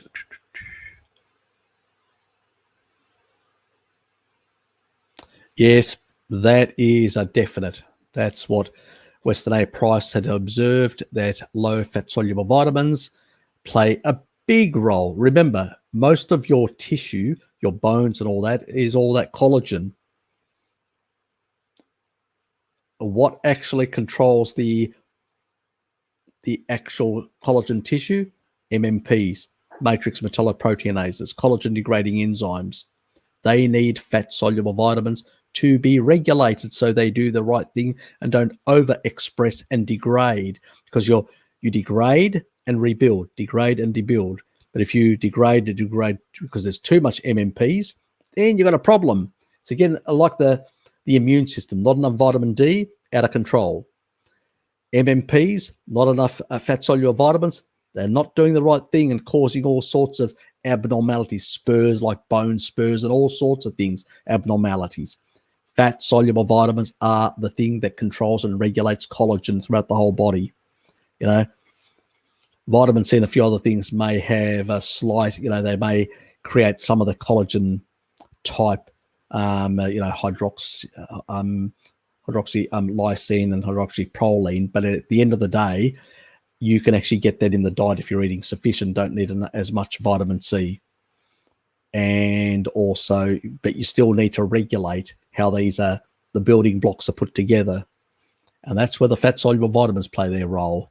That's quite clear in the literature, and something that Weston A. Price really observed and was quite emphatic about it, that when he noticed populations that were on a species inappropriate diet, eating the foods of civilization like wheat products and flour and sugar and all that, they had these issues and a lot of oral problems as well.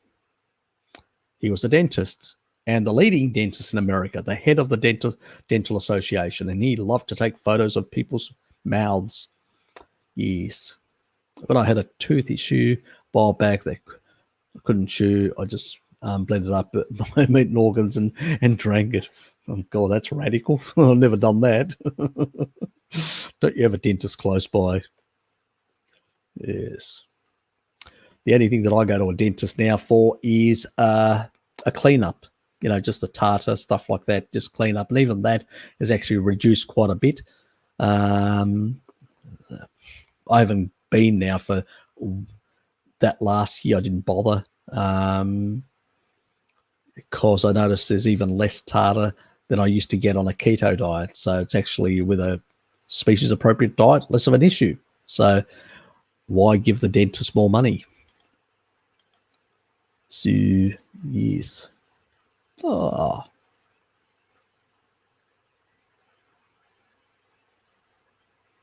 What do you mean links aren't working again?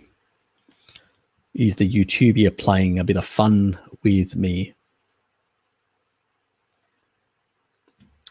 G'day, mate. Homo proteolyticus.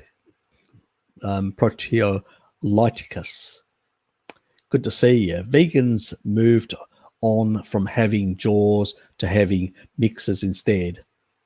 Yes, they've evolved. Haven't you realised that? Yes. Also known as Wash Me Forever. Nice. I like that. I can laugh with that. I enjoyed that. Thank you.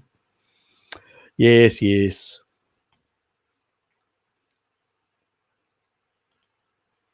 And weird things. Mosquitoes. Absolutely love to cook lamb.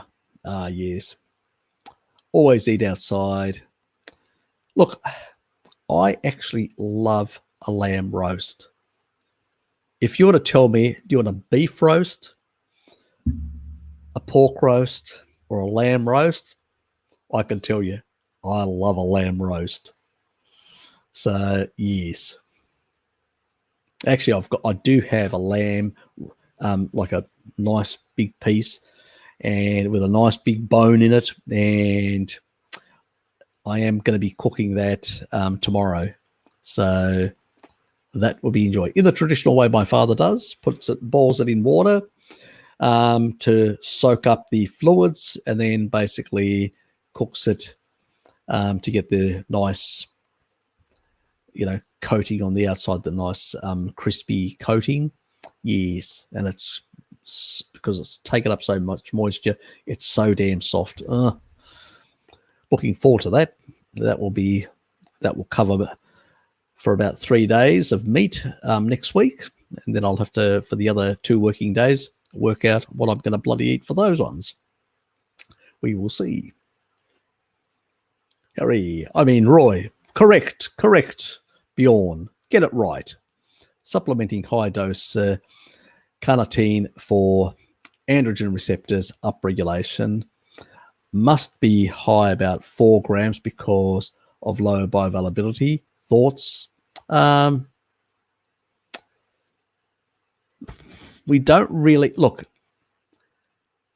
When I've looked at research, it's in rats, and it's probably around that level, maybe a bit higher as well, maybe 5 grams.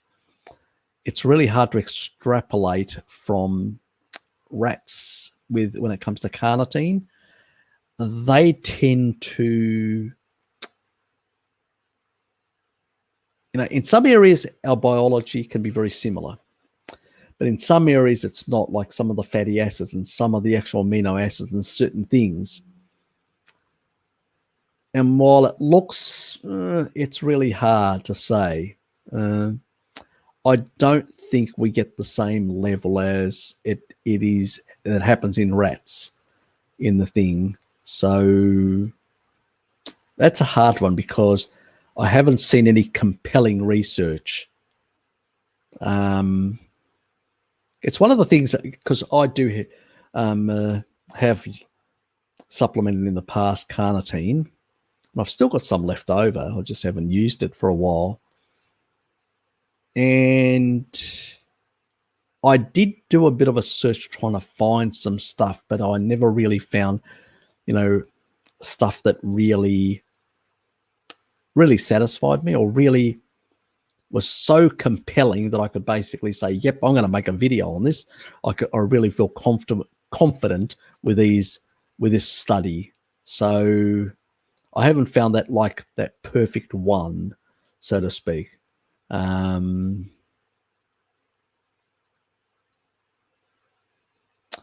I think we're going to have a question mark on that for some time. I know some bodybuilder sites do claim that it does, that they've seen improvements and all that.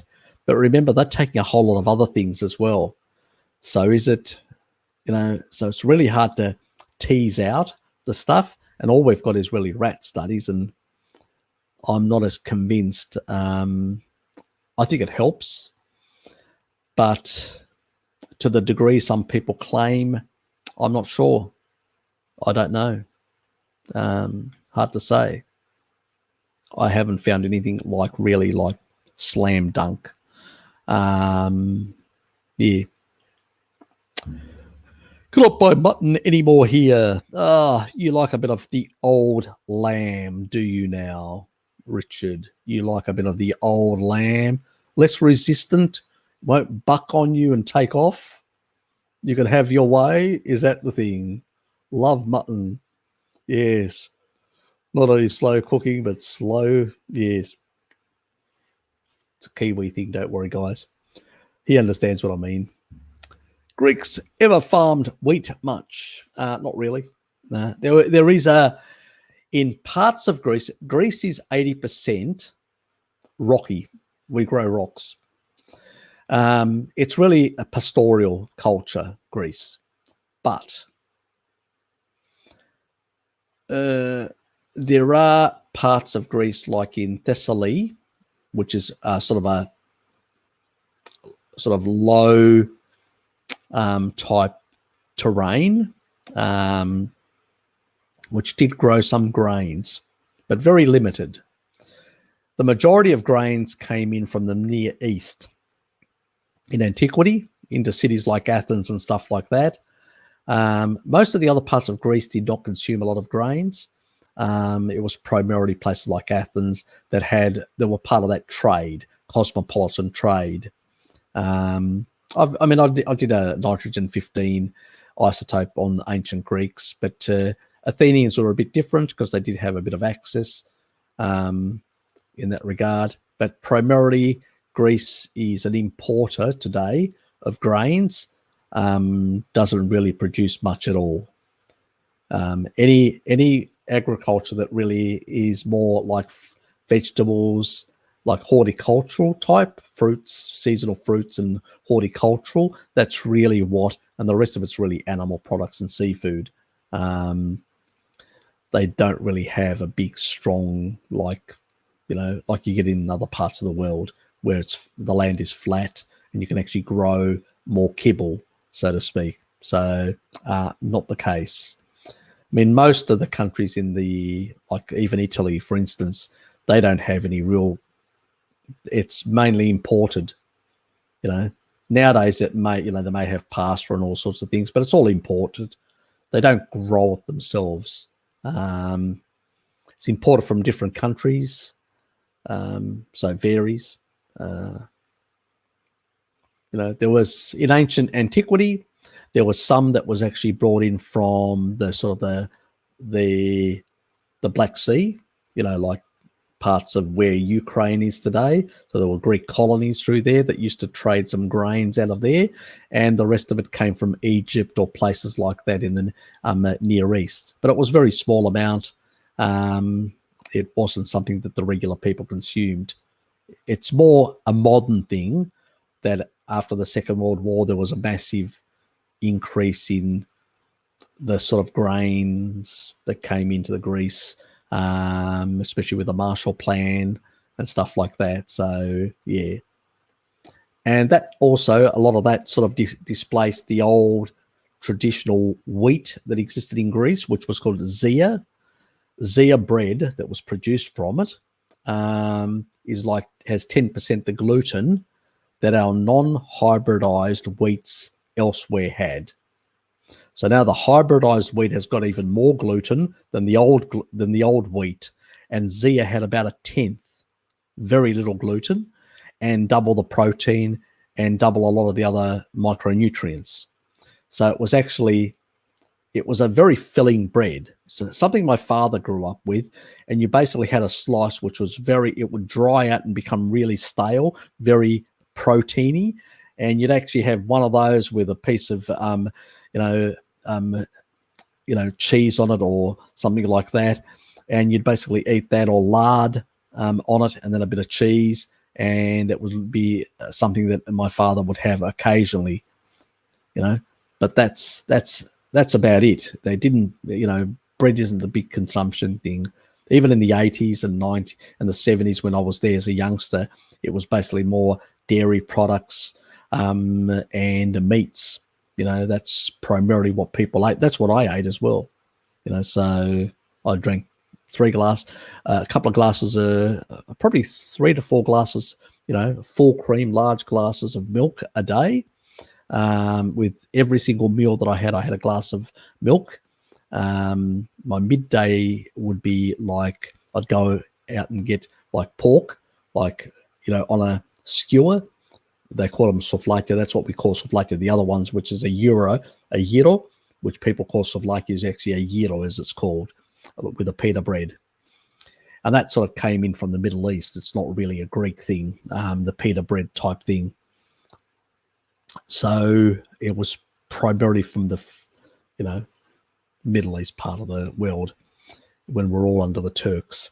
But it wasn't an ancient Greek thing that people didn't have pita bread or stuff like that. And then, so really it hasn't been much of a wheat culture. It's primarily some parts got a bit all that, but yeah. Primarily animal foods. Yes. And the nitrogen 15 isotope analysis actually supports that. So, if you want real evidence, go and check my video that I did on the ancient Greeks and their N15 data. Okay. I was in Finland 2 years ago. Land of the mosquitoes. Mosquitoes did not come to me. I do not know why. Yes, I can tell you. There is some genes that make you more susceptible. I think I showed them on my 23andMe, that make you either more susceptible to mosquito bites or they don't like you. My younger sister has the opposites. So when we're at mosquitoes, guess who they go after? Exactly. They leave me alone and they go for my little poor young sister Susie. Yes, they gnaw her to death. Exactly. That's how I felt as well. I did feel for her a bit, but she actually did. At the time when she was being bitten, she said, "I hope they bite you really badly." Didn't happen. So, see when you actually think bad things, I said to my sister, what happens to you?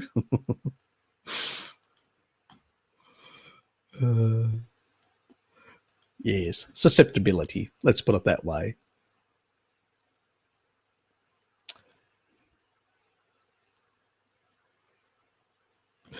From Blinky, maybe. Probably. It's probably the only good thing that YouTube did. Control Blinky.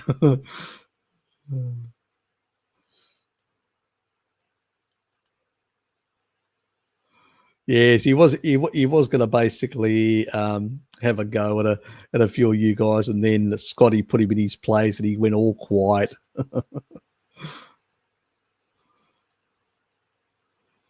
Imagine 90% of people who are deficient in fat-soluble vitamins their entire life consuming sad diets. What a tragedy. Bloody hell it is. And that's why we see so much crooked teeth in young kids. Massive. It's ballooned out of proportions exactly for that reason. It's a worrying thing when you see the sort of malformations in young people, their faces and stuff like that.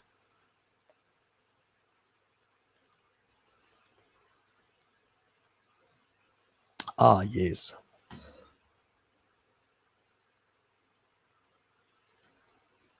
Yes. Yes, exactly. So good. Not a problem, Gunda. Thank you for being here.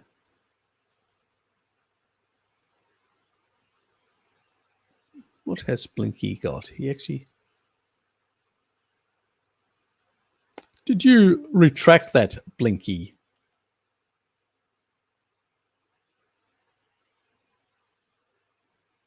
He did. He did.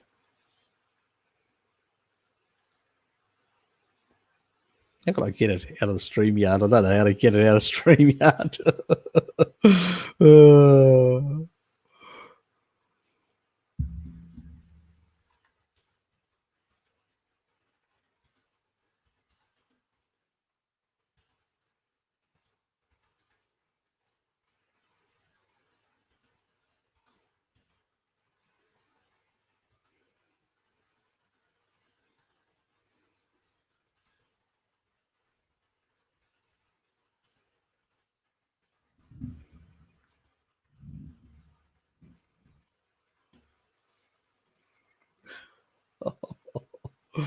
Uh, yes, Blinky. Yes, Blinky. You don't get away with it. If you're even feeling down, just remember that you once won a swim race against 10 million others. Oh, thanks for the laugh, Blinky. You shouldn't have retracted it. Mate, you know I've got a thick skin. I don't basically worry about those things. I've got a thick skin. I can take any joke. That is funny. I actually like that. Uh, yes. I better save that.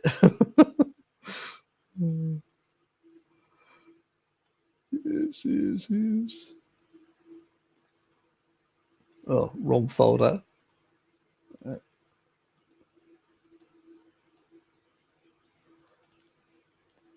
I've got an image folder, YouTube image folder, where I put everything under the sun. So, got to get a few laughs out of me. Yes, I actually looked at them yesterday, and I went through them and all the sort of and I had a few chuckles.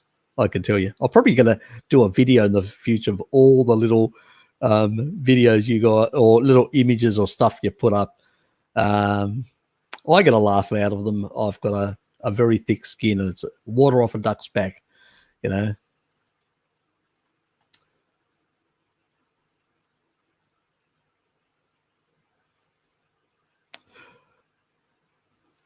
Yeah. Wrong one. Fucking YouTube. Remember, even if you retract it from the chat, it still remains in the StreamYard thing. It doesn't get removed. So it's one of those things. Melina's asking, lamb and cured bacon are my favorite foods. Ah, yes. And frozen lamb fat, lamb burgers, cooked lamb liver and heart, and boiled eggs with runny yolks. Yes, I love runny yolks as well. Actually, I like poached. Sometimes I don't get them as good as I like to get them, the poaching that is. But just having a nice steak and then just poaching an egg all over it. Oh, that is nice. That is really, really nice.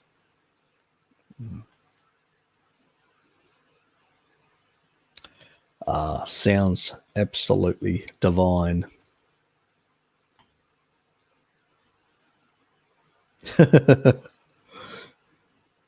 My previous comments. Sorry, Richard. Yes, the enemy is WA. It's the troll in the West. You're right. I just lost it for a moment. Yeah, look, mutton actually is really nice because it's got far more fat than a younger lamb, and I really enjoy it. Once you do a nice slow roast, or and it's got a lot of, and it's built up a bit of steaminess in it and heat in it and all that, and it's softened, and the fat's sort of melted a bit inside, and it's softened everything. It is really nice. I agree. Spin wise, yeah, really nice. God, I'm feeling hungry. It's so late. I better drink my coffee. It's 8 o'clock and I'm drinking coffee. It's actually a milk with a bit of coffee, just a tinge of coffee in there, but it doesn't affect me. Where other people take 6 hours or 10 hours, for me, it's about 2.5 hours. It's a quarter due to genetics. So it will not affect my sleep whatsoever. I've been to Greece, lovely place, gorgeous beaches and crystal clear waters. Yes, it is a really nice place. A lot of people haven't been to the West Coast. We don't get a lot of tourists in the West Coast of Greece, But some of the islands there have actually, due to volcanic activity, have broken off the mainland, and they still have like mountains, rivers, waterfalls, and vegetation like the mainland. So they don't look like the islands of the Aegean. I mean, if I was to basically blindfold you and put you on one of these islands, you would think you're on the mainland until you got to the coast and realized, oh, I'm on an island. So it's the islands on the west coast. We do get some tourism in those islands, but it's primarily from Italy. I think the majority of people, bar Corfu, but the majority of the other islands get a lot of Italian tourists traditionally. I don't know now. It's been years. John, I believe I've seen arguments coming from Ray Peat corner claiming Nerigin from oranges might be upregulating androgen receptor sensitivities. They got absolutely zero science for that. Zero science. It's just pure speculation on their part. I've actually challenged one of them and they could not show me one damn study. So until there's a study, I'm not saying that it's not potentially possible that there may be some compound, but then all the sugar that you're going to may actually have the negative effect and counteract any benefit. So just because there is one compound in any food, and that goes anything, you can have one compound that may have some benefit and then have a whole lot of other compounds that have some negative effects. So one counters the other. So, it's like when you combine mixed macros of foods. That's, again, the reductionist thinking that these people have. They go, oh, there's a compound, And I go, well, in what sort of diet and what sort of circumstances and how and what is the mechanism? And could that mechanism be blocked by other things that are in the diet as well? Yes. The picture becomes more complicated when you're looking at a whole lot of complex interactions, but that's when they run and hide. Because I ask those questions. I don't play along with their stupid little arguments, their reductionist arguments, because that's what they like. They say, oh, look here, look here. I'm going, okay, you show me the mechanism and show me in the presence of this, this, and this, what happens. And can you explain these other compounds that have actually been also shown in a reductionist way to have these effects? So is it the best option? I guess not. So they always lose so easy. That's why they don't like debating people that know what they're talking about. So, yes. They talk a lot of shit. The Ray Peat mob.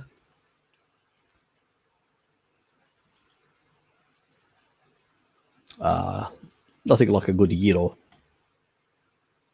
Especially in Greece, they're much better. Even the meat's better. Some of the meat, like in Australia, you get a gyro and you go, God, you could have picked a bit better quality meat, please. So, yeah. Very rarely, it's a treat when I'm having one of those cheat days. For me, as a child, we had bread and scraps, which was always scraping through, roasting tin after pork belly, breast of lamb. Yeah, look, people had a lot of different combinations and all that. As I said, small amounts are not going to basically break the bank. It's the large amounts that we're actually on now, which is on steroids. Is it even small amount species appropriate? No, it's not optimal, but it's going to be less damaging compared to eating 70% of your calories from absolute kibble and crap. And now they're trying to take it to 100. Wonderful. They've made people sick in the last couple of decades. Now they really want to make them, it's like they want to kill them off or something.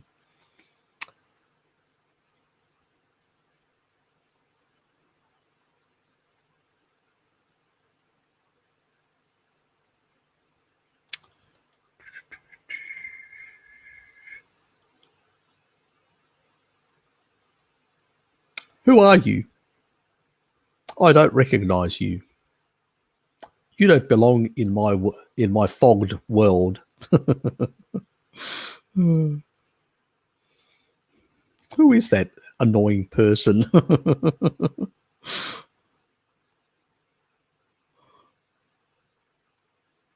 Oh, it's our gay friend from Western Australia. Oh, having a nice day.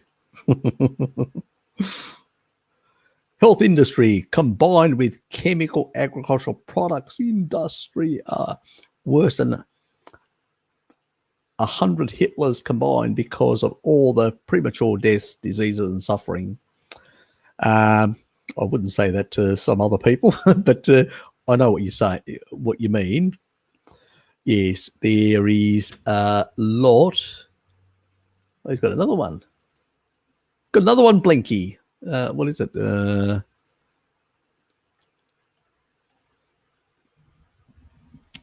If just the end of it actually changes a bit. Oh, that's the same.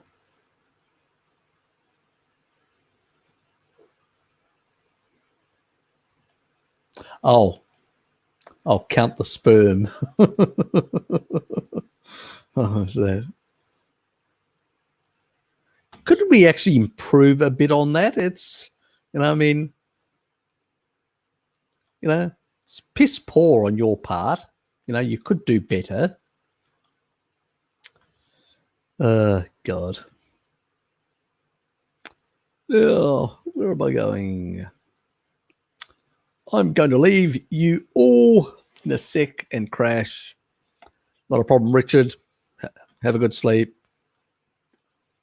Yes, it's about a bit after 10 for you in the land of New Zealand.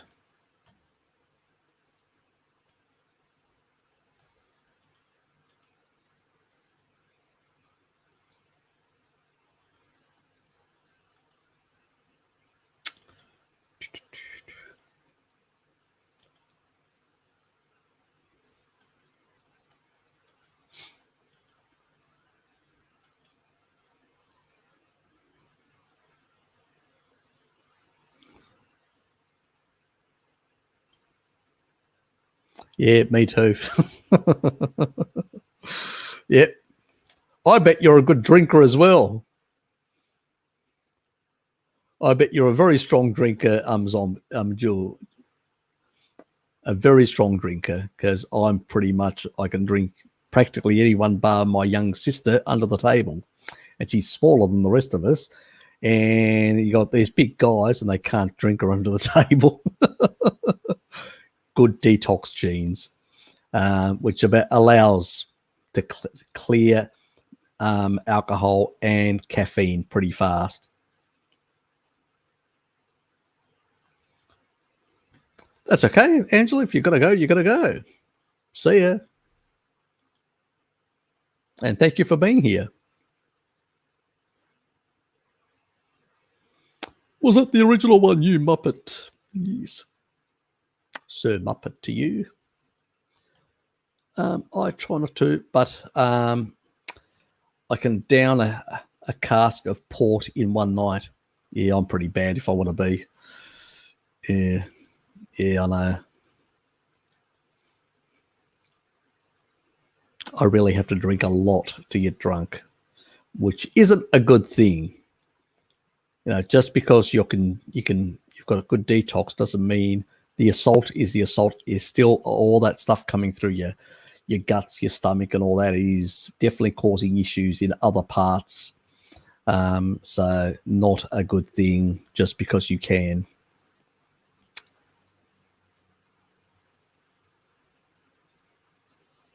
Oh, we're being using titles now, are we, Blinky?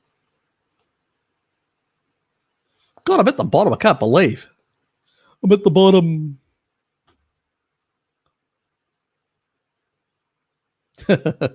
Yeah, that will do it to you. Definitely, yes. The dark side of drinking. Yes, so true.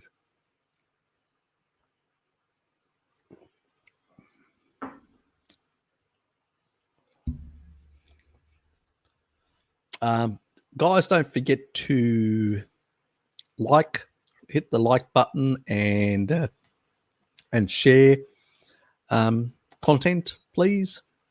I do appreciate it.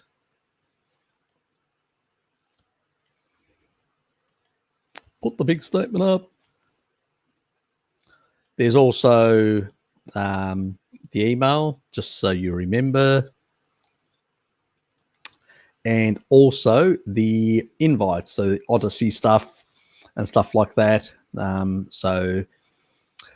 It's just that basically in future, we don't know what is going to happen with Utopia, whether we're still going to be around, whether they're going to allow us to be around as carnivores and all that, how woke and nasty they will become towards communities that are not, let's say, promoting kibble eating. So we're already seeing governments trying to, the UK government, what were they trying to do? That's right, 40%. Somebody said 40% increase, and it got withdrawn on meat. 40% increase on meat, a tax. What were these people thinking? And then that idiot Boris, on top of that, wants to basically turn Britain into East Germany. He wants the young kids to dob on their parents and keep tabs on their parents and tax species appropriate food. What a fucking cockwomble.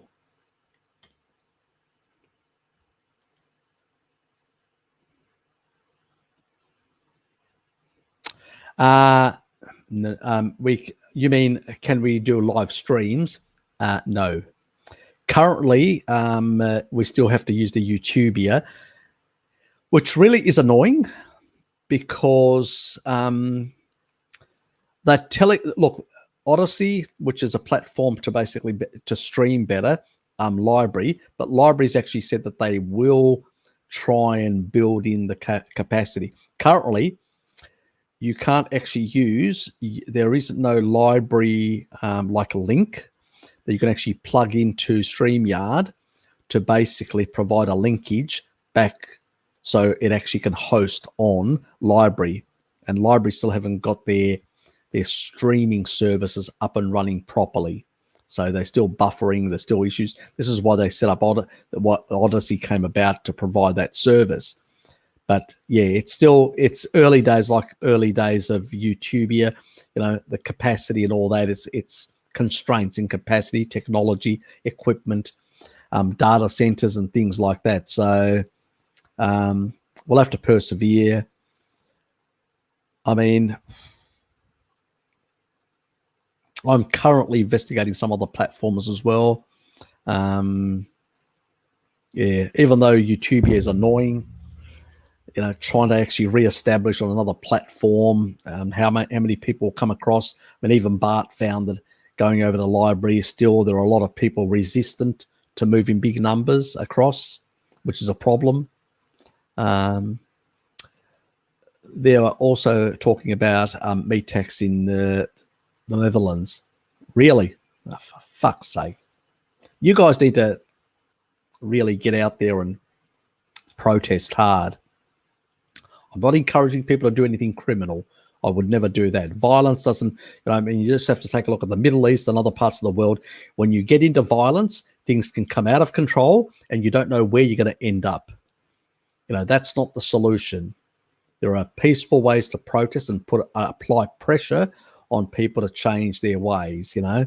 Vote can be strong if you organize people sufficiently. But, this is just, countries that have a tradition of animal foods to be taxing animal foods. It is just beyond me. So, yeah, it's a crazy world we're living in, guys. Crazy world. It is a real weird place and a weird space. It's annoying, to say the least, in that regard.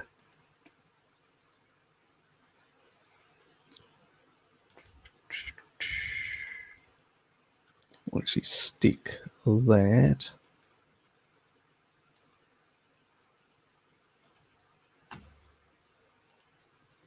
Yeah, beyond crap. Yes, that stuff exactly. They will basically, that's what they're trying to do: displace real meat with fake meat and make it competitive artificially. So yes, absolutely arseholes. Now,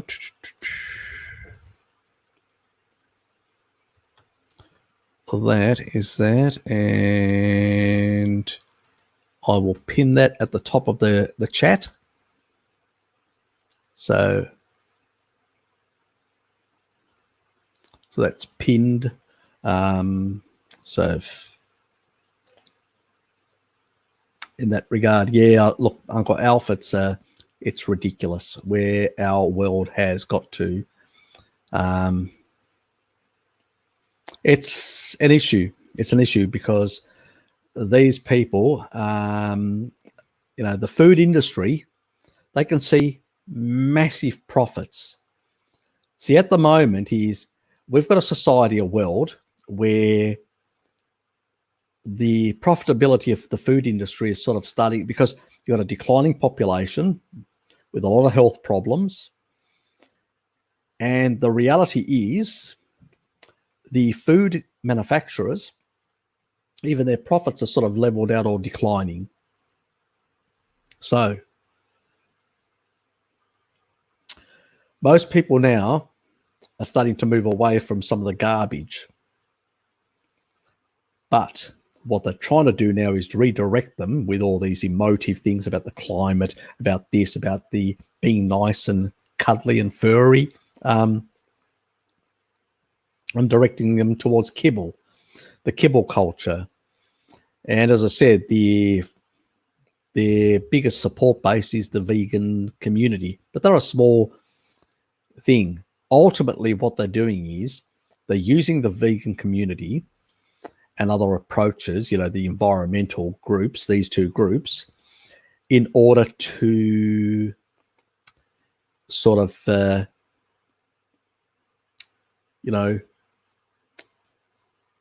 influence the middle class, sort of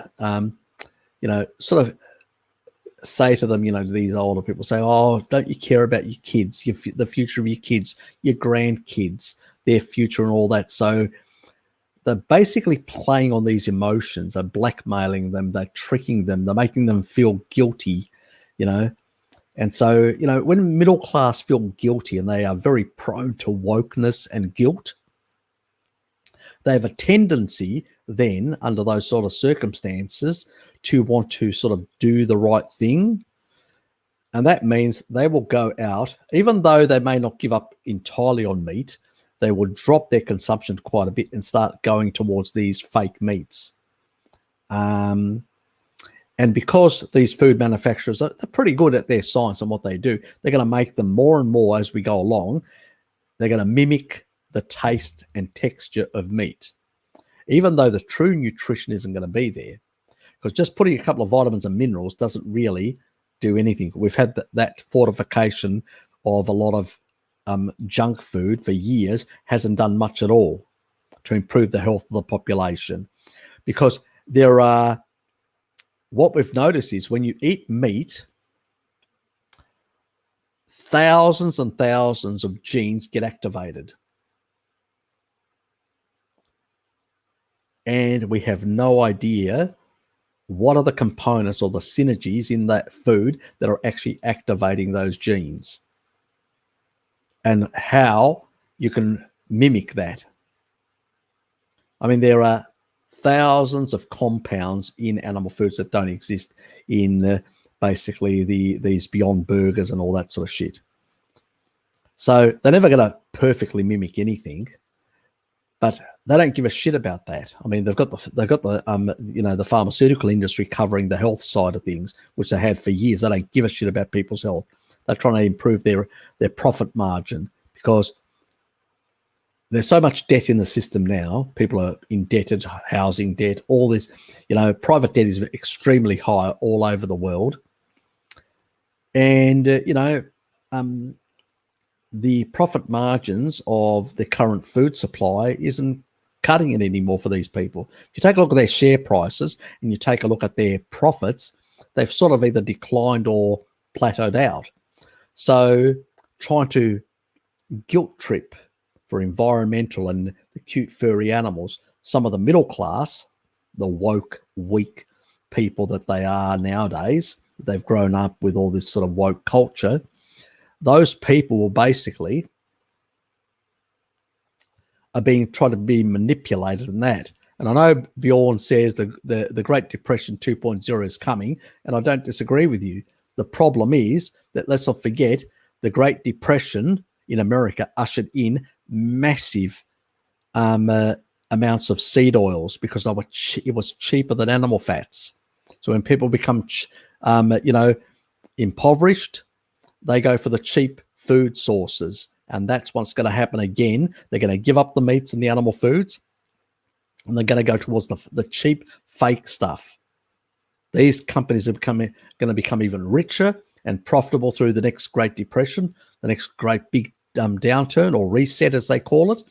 And you won't own anything or anything. You'll just be fed kibble, and you just basically get some sort of social income, which the government will print money out of their asses. So the reality is it's not looking good. Let's put it that way for us. And it's going to be a big struggle, especially when people that are more into carnivory are a minority. So we've got a big fight on our hands, and a lot of struggle, and we will have to work together to find ways to, within the legal framework, try and feed ourselves and feed our families. So it's not going to be easy. So there'll be a lot of collaboration amongst us trying to work out ways around a lot of this sort of nonsense. So it's not looking good, unfortunately, Alf. Yes, exactly. It's a nightmare, very much so.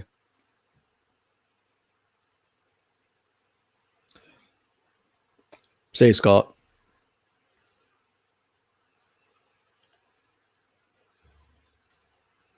I've got Alf's burgers for sale. Oh, bloody old Blinky. Yes, and a comment from that Harry bloke. Yes. See, Roy's quite nice to Harry sometimes.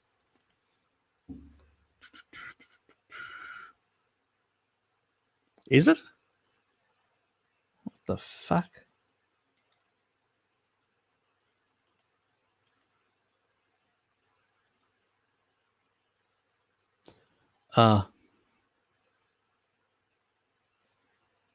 It's because it's got the Odyssey in front. Just take the Odyssey out.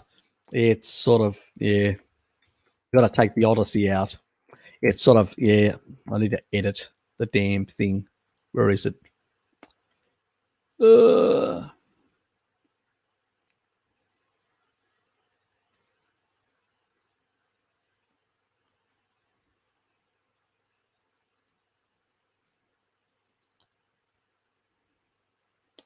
Won't let me edit it.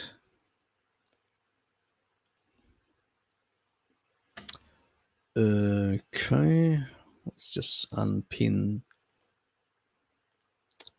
that. That is annoying. It didn't actually include the space in it.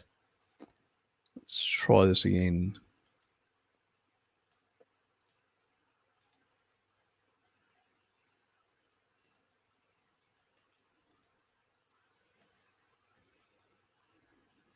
Okay, that.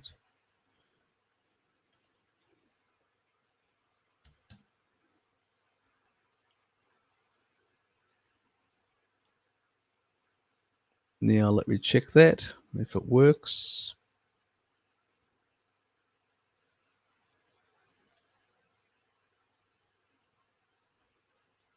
Yep, that worked. And the other one worked. Okay, yeah, I had to put a space in that. I'll pin that. And that is done.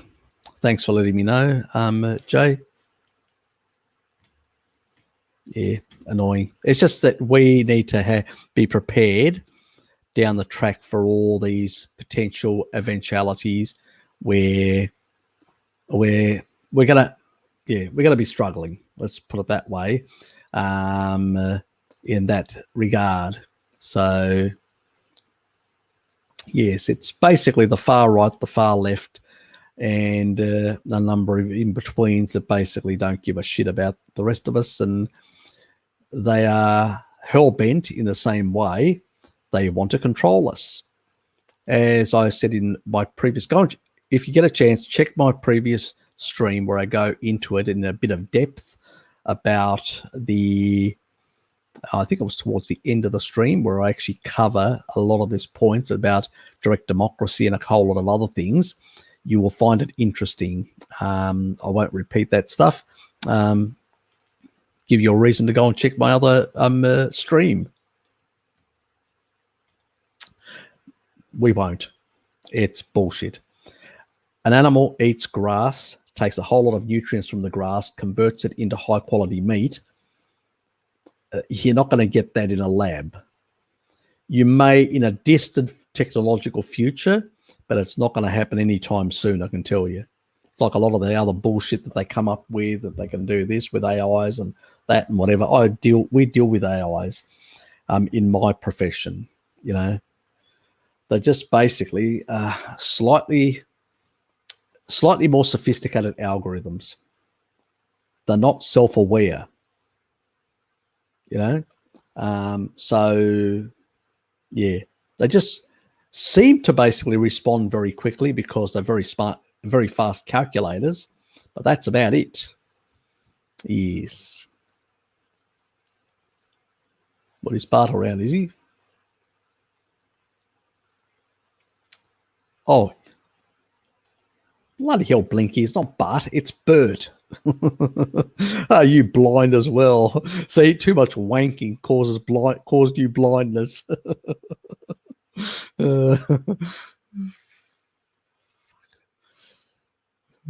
God.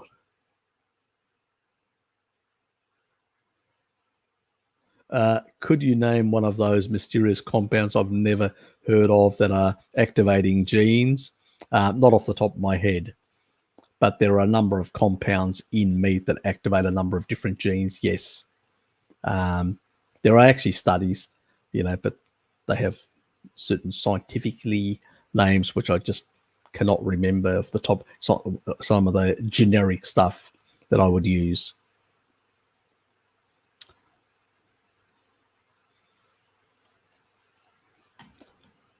I think some of them, I think Sean Baker may have mentioned some of them in one of his live streams as well.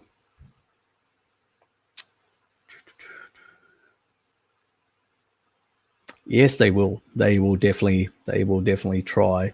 That is true. Yes.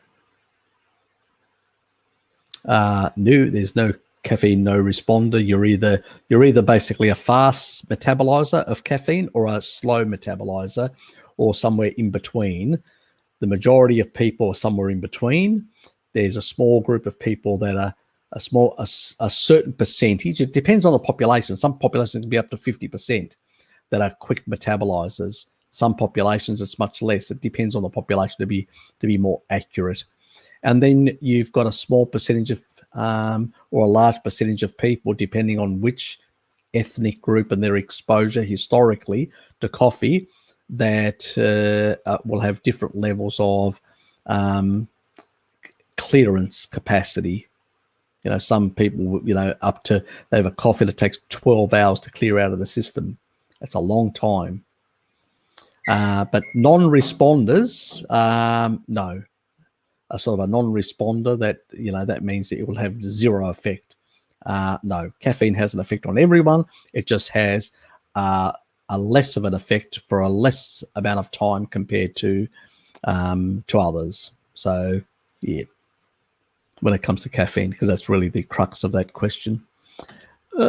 Most other things don't, milk or anything else doesn't really affect it in that way. Caffeine is caffeine. And the same effect will happen if you get caffeine from something like tea.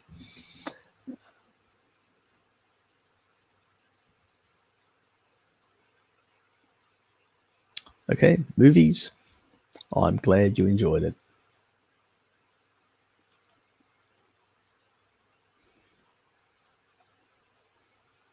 Oh, just lost my spot. I'm afraid of the future, Harry. I've seen what's happened, but many are sleeping. That's true. Sleepwalking into slaughter. Unfortunately. Yes, I'm worried as well. Leon Venus has quit YouTube. Don't think he was making enough of the vegan money. Yes, I suspect not. Yes. I'm not surprised.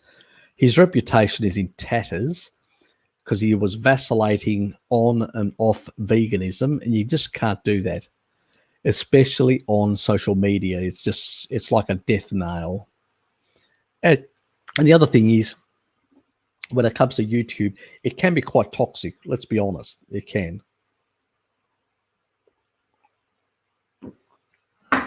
The only things I have to worry about on my channel is I don't really get much toxicity, which is one good thing. But even if I did, I'd just delete it. I don't really worry. It doesn't affect me. I don't think twice.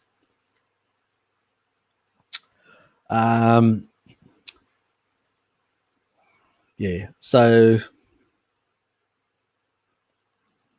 but that also demonstrates he's probably not a very strong person mentally. So, yes, I couldn't believe when I saw him, like Vegan Gains, Richard, that arsehole, basically tearing strips out of him. It just shows how weak he is. So,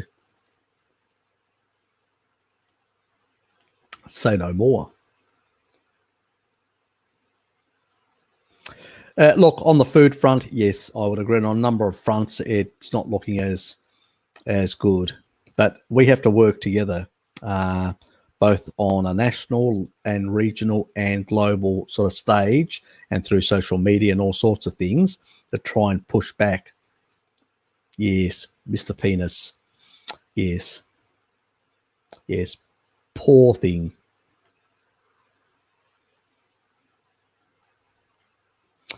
Now, folks, eating mostly bread with scrapings and trace of grease, aka margarine. Yes, that crap. Yes, where most animals minimal bread, as it means to carry the fat more than anything else. Meat good, kibble bad. Yes, exactly. Spin wise. Unfortunately, we live in a world where the world has been turned upside down on us. Yes.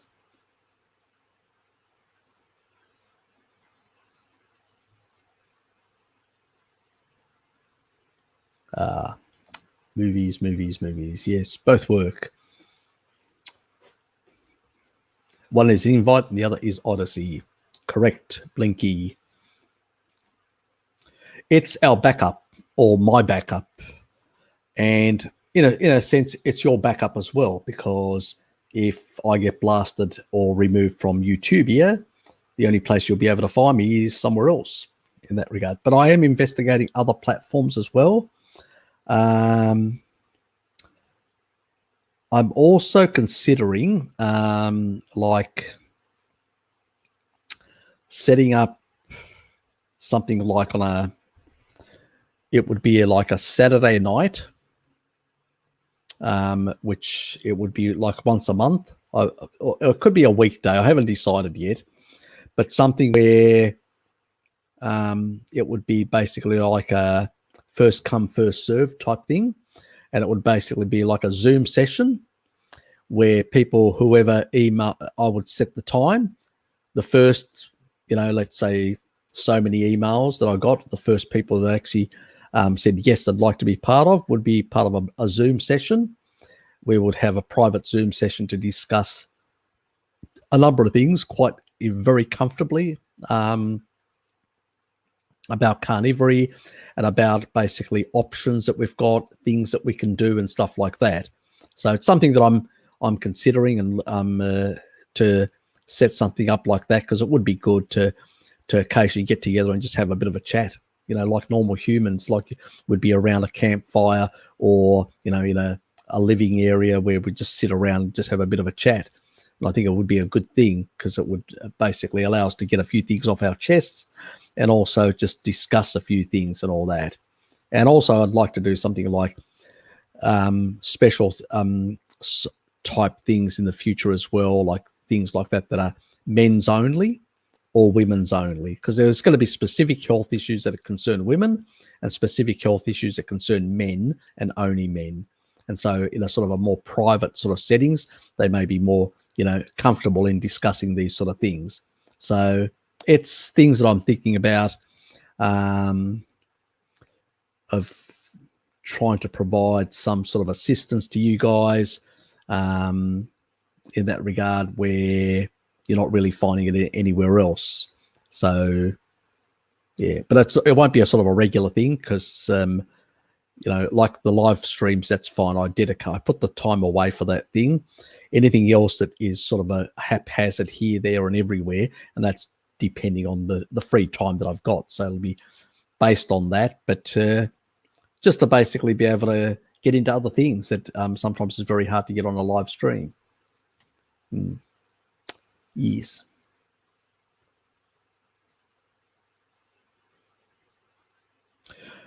Yeah, look, that is a problem in the UK. That's true. For years, the UK, even after the Second World War, they were on food rations and they were getting a lot of food from Australia. Australia is one of those rare countries where it's got a smaller population of about 25 million, and we produce, multiple times the amount that we consume. So, yes. Who's the clown? Was it me? Meat can have some of the nutrients we haven't even identified. That's true as well. I think I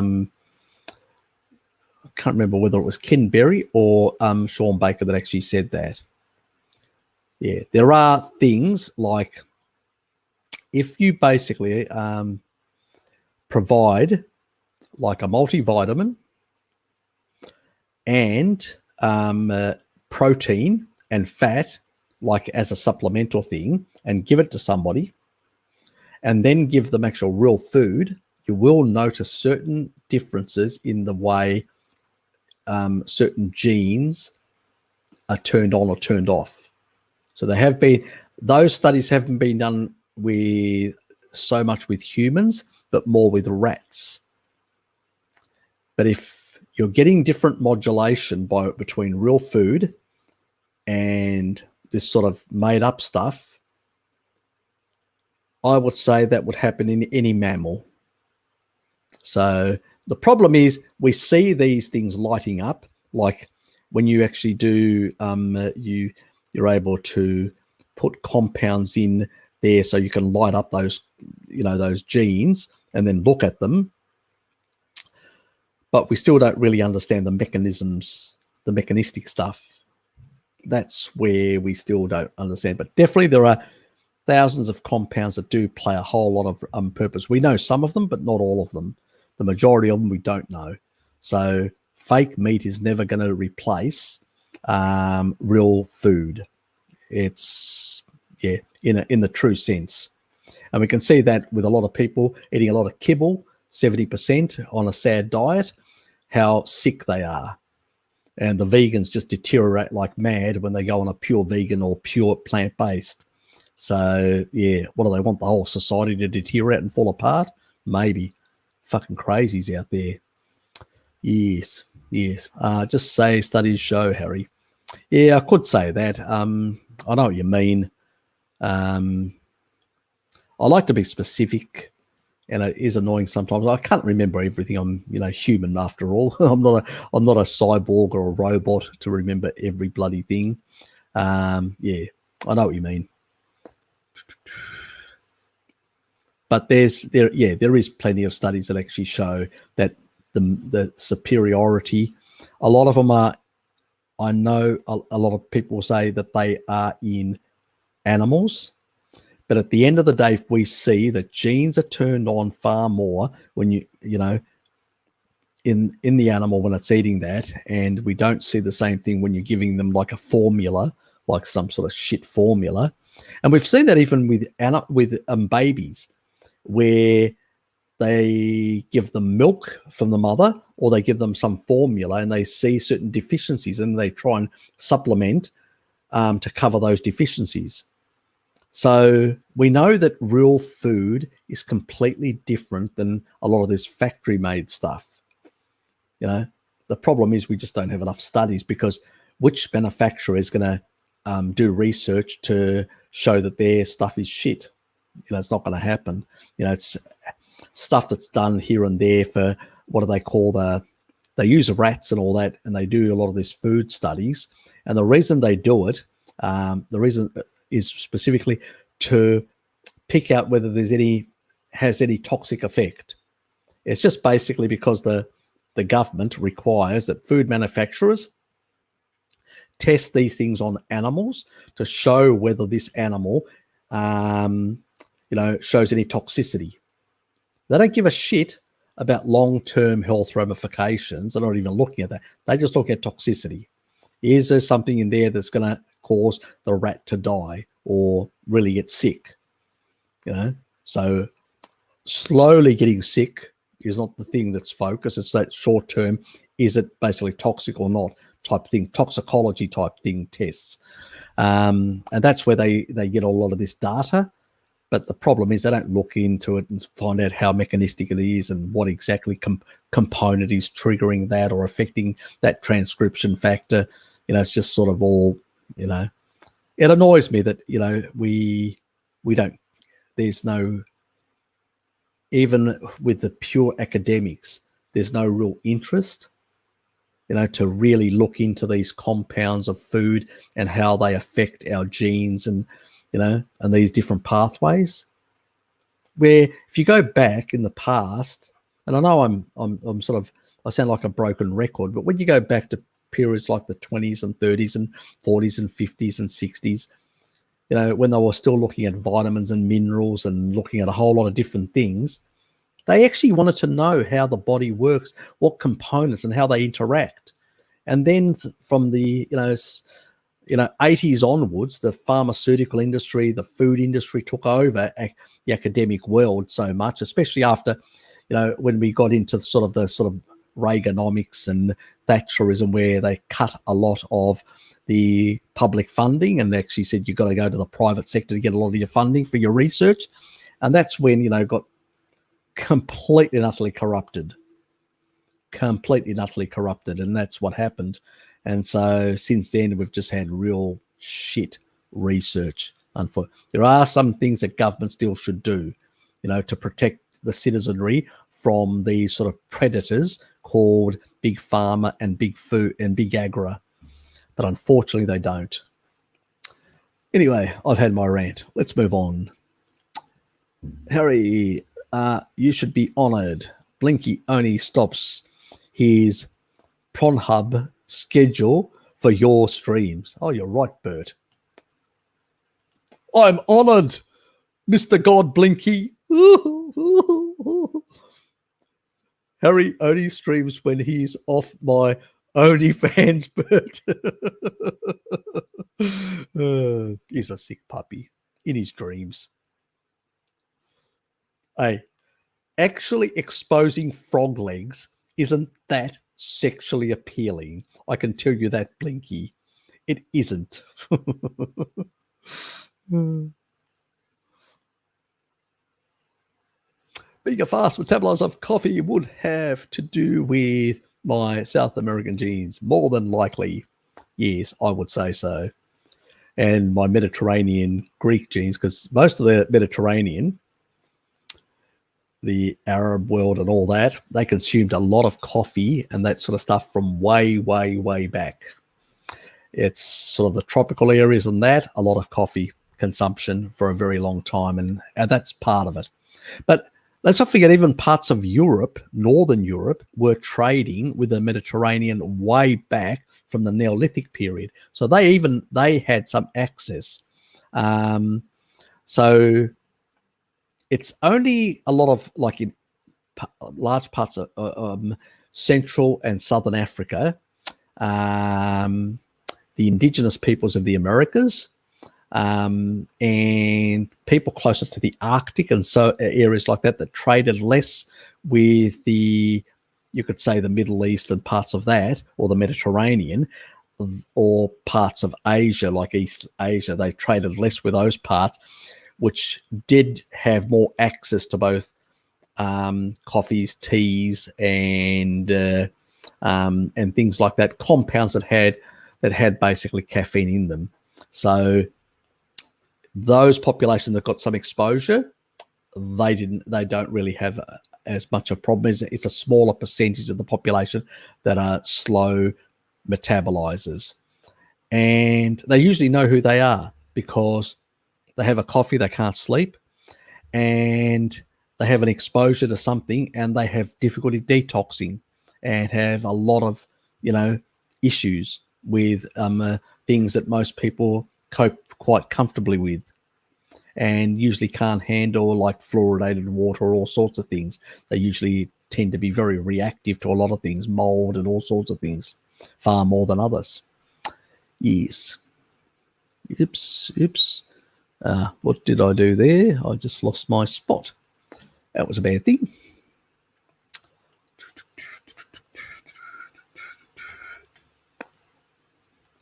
Yeah. It's one of those, like theanine is another, hermetic, can have a hermetic effect as well in that regard.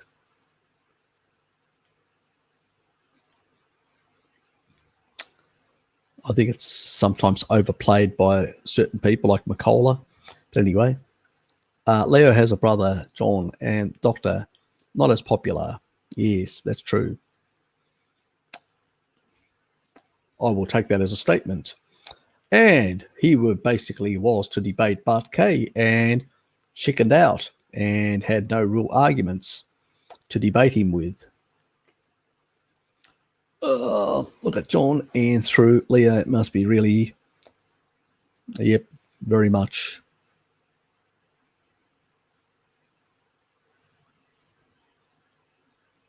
Yep, pretty much. That's the truth. Let alone they don't do any nutrition. Doctors do not. Their focus, they do basic biology, basic biochemistry, which most of them forget a lot of it.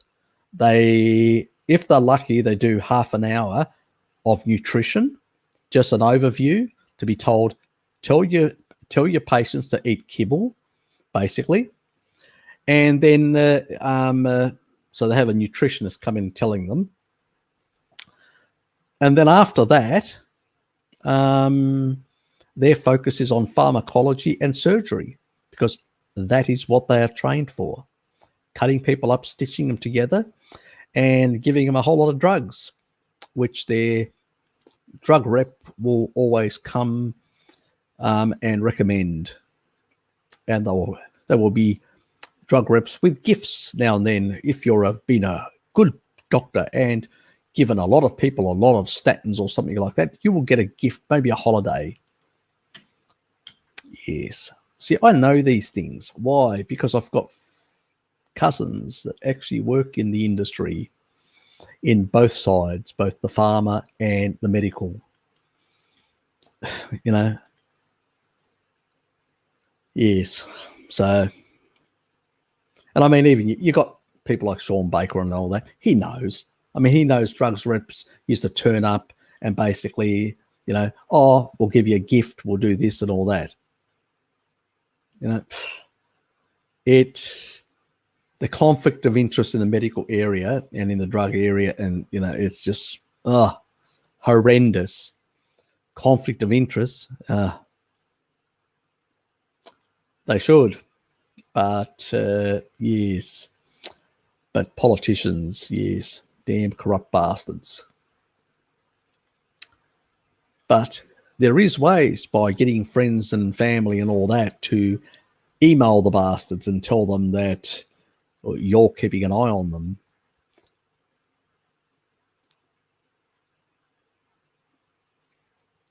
Yep, that's true. Tannins, a big problem. Gut disruptors, yes, exactly. Yeah. And even, when we look to an EGCG, it's got like a hermetic effect. It's like all the, polyphenols and all that. They create a small hermetic effect, which is, I will poison you to induce more glutathione. So I will whack you over the head, give you a headache, and then force your body to fix the problem, the damage. So that's the logic. I don't think so. We get plenty of hermetic effects. We've got EMFs. We've got all sorts of shit that is basically causing hermetic effects and stresses on our body. We don't need to add more to them. Exactly. Thank you, Melina. Well pointed out.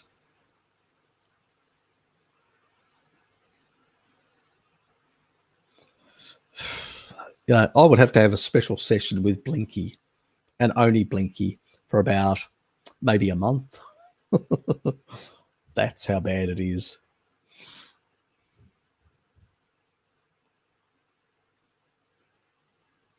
Don't answer the question. There's plenty of things that are ionophores that can also have some other negative effects. But I think sometimes the importance of polyphenols, the importance of certain types of ionophores, the importance of a number of things are sometimes slightly over exaggerated. And I usually say to these people, show me the mechanistic evidence for their efficacy. They can't, because none exists. They can only show me a hormetic effect which upregulates and increases the production of glutathione. But I can give you a small stressor of any sort, and even an absolute toxin, a poison in small amounts, like cyanide, very small, that won't kill you, and it will also induce a hormetic effect and upregulate your glutathione.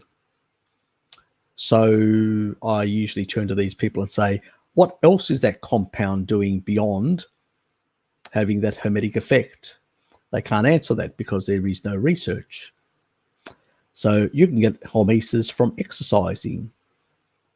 There are other ways to stress your body that are less potentially deleterious. So I'm not convinced about a lot of these, like sulforaphane and all sorts of things. So people will tout them, but as far as I'm concerned, they haven't been able to provide me with what is called a 1 in research. Anyway, let's move on. We are close to the end. Ugh. And anyone who thinks fake meat has the taste and texture of meat is deluded. I have not tried it, and I would not ever try it, because exactly as Bert would say, it's full of seed oils, and they are contraindicated when it comes to human physiology. And I don't want to spend the next 4 to 7 years actually getting all that junk removed from my body slowly by the body as it turns over cells. No, thank you very much. I will keep my cells with healthy animal fats and nothing else. So, yes.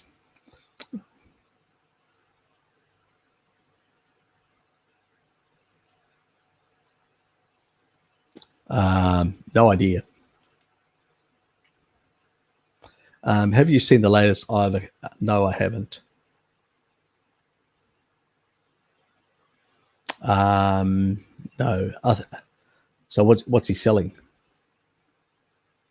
I don't know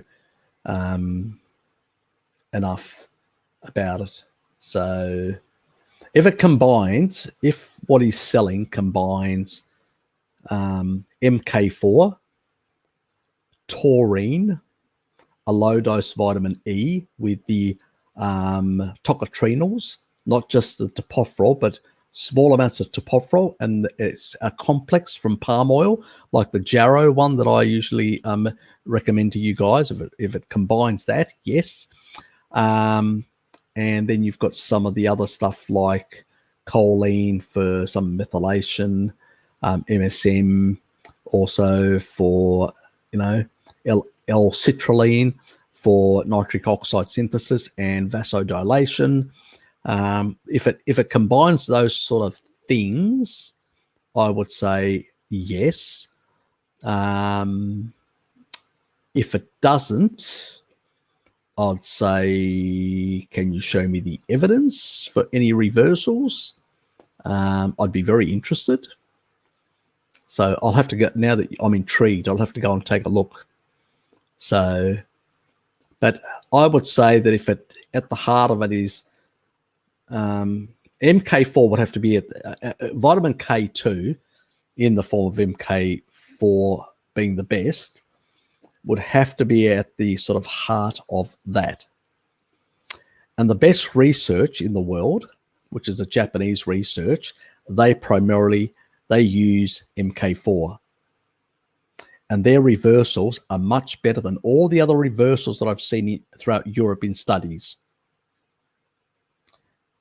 And the majority of studies that are done in Europe are done in the Netherlands, and there are some with MK4, but the majority are with MK7, and they don't show the same level of result as they do in Japan, where they show better reversal. Let alone the Japanese studies have another advantage, is they actually put people into machines and actually measure all sorts of things.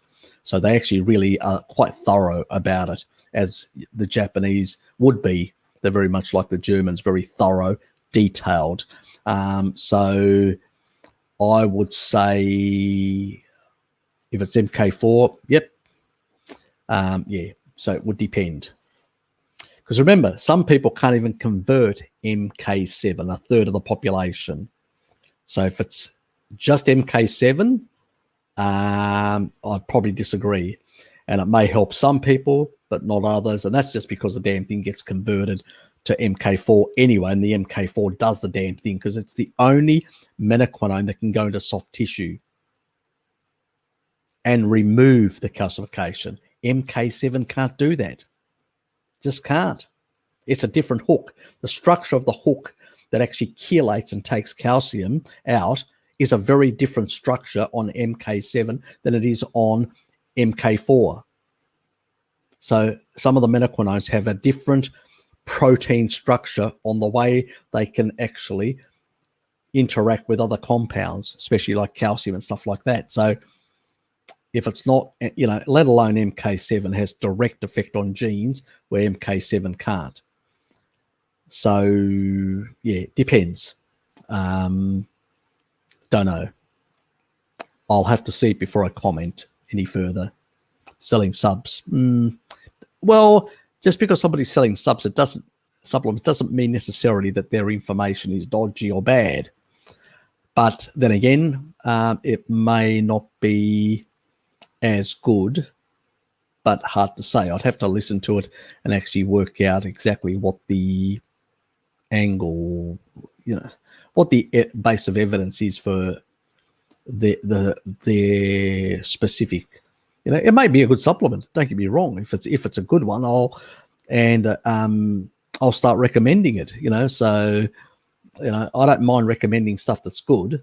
I only have a problem when things are not that good. How could supplementing vitamin D negatively impact the kidneys while sun exposure doesn't? There's no K2 deficiency, presumably, rather the opposite, but ought to be plenty of K2 in the diet. Who's saying that that vitamin D negatively affects the kidneys? Anybody saying that, that's just pseudoscience. Kidneys have actual every single part of the body actually has receptors for vitamin D. So why would vitamin D negatively impact kidneys?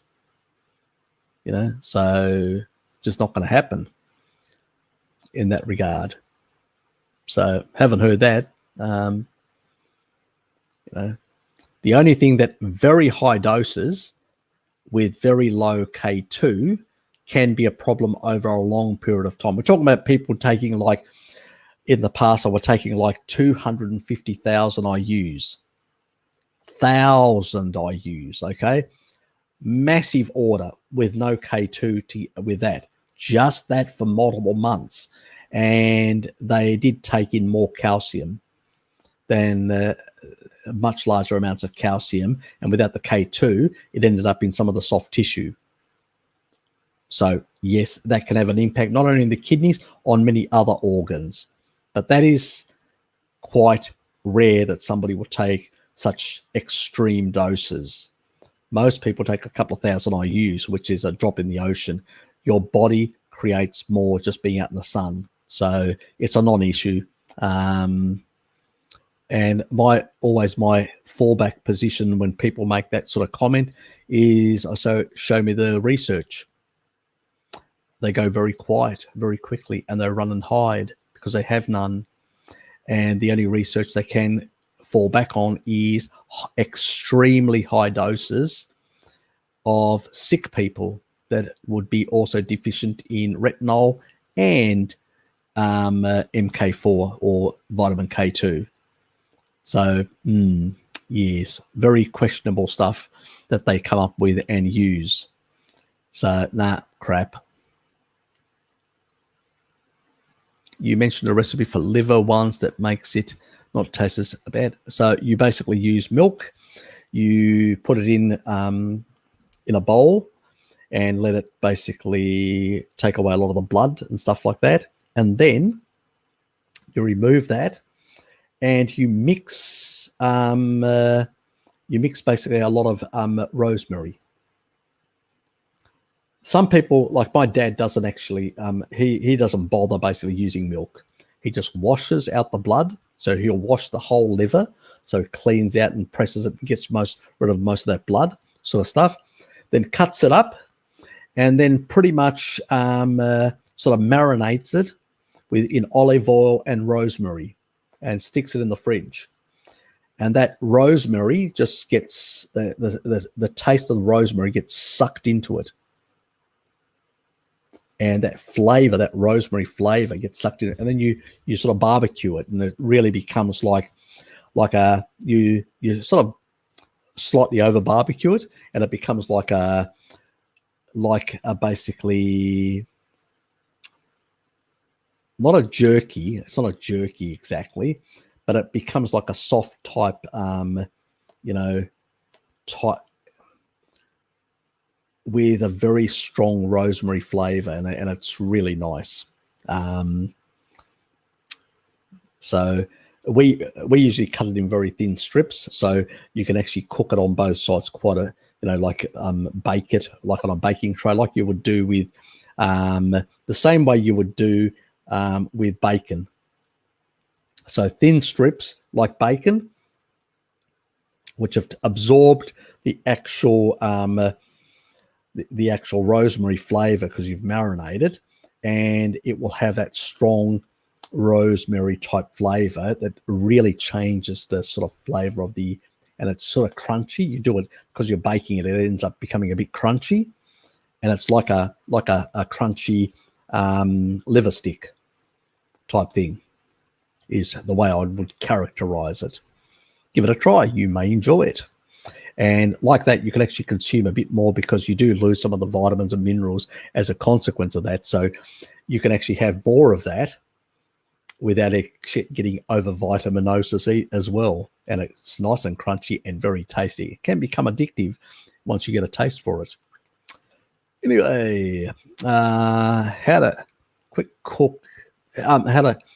look at your calcium build up on the scalp. Studies show promising to promote thicker hair. Magnesium oil seems to remove calcium in the scalp. Actually, that was going to be a future video of mine, because I used to have, like in this area here and back part like that, I used to have these big bald spots because I do have bad genetics, and I had calcification under the skin.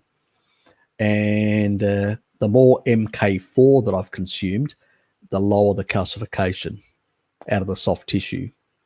I was going to make a video on that as a way of reducing alopecia. I think it's a sort of a really calcium build up in the wrong places.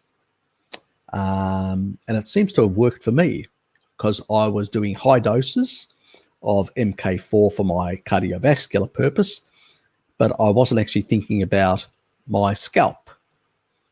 But it seems to have done the trick for both. So, yes, that was to be a future video. Now everybody knows it. So, yes, so basically, again, the fat-soluble vitamins and the kibble diet and the repeat diets, they basically promote calcification in the soft tissue, and you end up with more alopecia. And these people think it's glucose, lack of glucose. How fucking dumb and thick can you be? Anyway, yes, you are on the right track, Mr. Burt.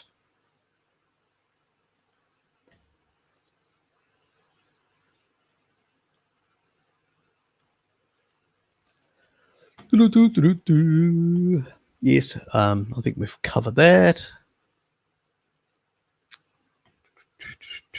Yeah, I'm not a big tea fan. Prefer coffee.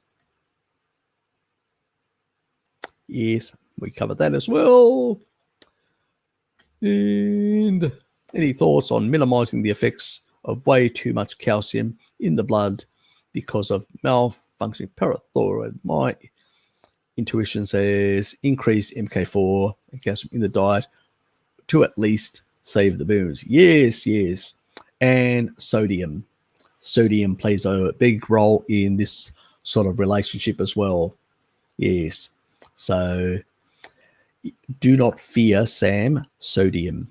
Your ancestors and my ancestors consumed quite a bit of it before refrigeration. So stop fearing it is the operative word. And yes, we used to consume more. Look, most Asians, most people, most Europeans, most Central Europeans, most Africans, most people around the world, basically every single continent, consumed a lot of organ meats and got a lot of the micronutrients. Got MK4 from the organ meats. You saw the video that I did, how much the MK4 is the more concentrated one in the actual liver and in all the organs. What can I say? We're not getting that stuff in the diet anymore to the same level. And this is why we've got derangements of calcium and all this sort of thing. Remember the Maasai consume 4.5 liters on average of milk. So they're getting a lot of calcium. But when George V. Mann back in the 60s was investigating the Maasai and doing research on them, even people in their late years, like people who were in their 80s, had the same blood pressure as young people. No calcification, because they were getting enough of the fat-soluble vitamins to control and regulate calcium metabolism and all this. These derangements only happen because we're not on a species-appropriate diet. That's what it basically really amounts to. Because if it was high calcium, I show you the Maasai, not an issue. If it was high eggs for some other bloody thing, I can show you that 88-year-old who outlived his parents. Another, I could show you one paradox after another about all animal foods. But the problem is, if we accept that these things are a reality, that means we have to accept the reality that the kibble culture that we've had for the last, since the 70s, so we're talking about something like 50 odd years, has been a disaster for humanity. And it would basically mean exposing the pharmaceutical and the big food industry. And that's a long, long battle and very hard one when you've got everybody against you, the media, by their advertising. Who's going to call them out? There's no interest in. That's why we have to do it amongst ourselves, people to people. It's the only way to get the message out. So calcium isn't a problem. If you have too much calcium and your body works properly, it will excrete it out of the feces. You know, if you've got too much of this or that, the body actually is really good at managing these things. It's only when we derange it from bad, inappropriate foods or try to basically correct animal foods with a whole lot of supplementation and cause imbalances, you know, and I'm going, well, you're getting more in the animal foods if you eat a species appropriate diet enough of magnesium, potassium, all these sort of things. Why are you supplementing? The only thing you're actually excreting at a very high rate, depending on the temperature, you may sweat out and stuff like that, is sodium. And especially when you've got low insulin as well, you lose even more. So why aren't you focused on the essential things that you excrete at a much higher rate and actually put them back? You know, because basically if you've got less sodium in the blood, you know, what happens is you're going to force more water into the cells. And that will flush out those magnesium and potassium out of the cells. Why does that happen? For the simple bloody reason that you have to basically, you know, you can only have so much water with so much sodium. So if you want to draw out of the cells more of the, you know, water, so the cells aren't waterlogged and you're not puffy, you need basically more sodium in the bloodstream to do that. So, yeah, the world's upside down, even though before refrigeration, we consume 10 times the sodium we do, the salt that we do today. It's just, the world's bizarre in the sort of thinking that people can come up with.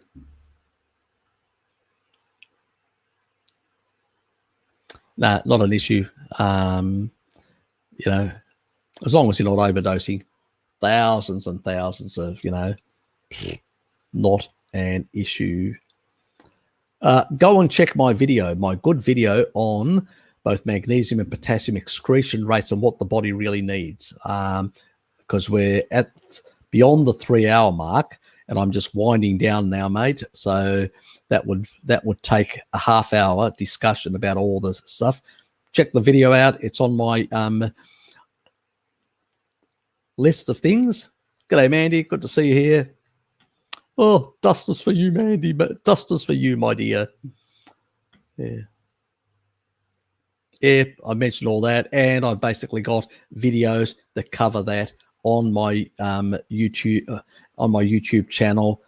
Just go and check the ones that I've done on magnesium and potassium, and you'll get all the information and my opinions on those things rather than me repeating myself each time. Anyway, Sam, if you have painful kidneys, you should go and get them checked out. Yes. And it could be an oxalate dumping as well. Yes. We've got a lot of people that sometimes think that they go and get themselves checked out. They think they've got uric acid, like gout and stuff like that. They go and get themselves checked out. They don't have high uric acid, and they're wondering why they're getting these effects in their legs. And I go, have you cut out everything that has an oxalate? And they go, yes. And I go, are your kidneys painful as well? Yes. I think you're dumping oxalates that you've stored from when you were eating a whole lot of plants. Once the intake of oxalates falls beyond a certain threshold, your body out of the soft tissue starts dumping oxalates. It will bleed through sulfur amino acids, and it will bleed, and as a consequence, you need more sulfur. So MSM, taurine, sulfur amino acids like methionine, which you get from animal foods. That's what you'll need for that, plus some citric acid to basically deal with the excess oxalate that's coming out. A lot of us have past, let's say, relationships with oxalates. You know what I mean?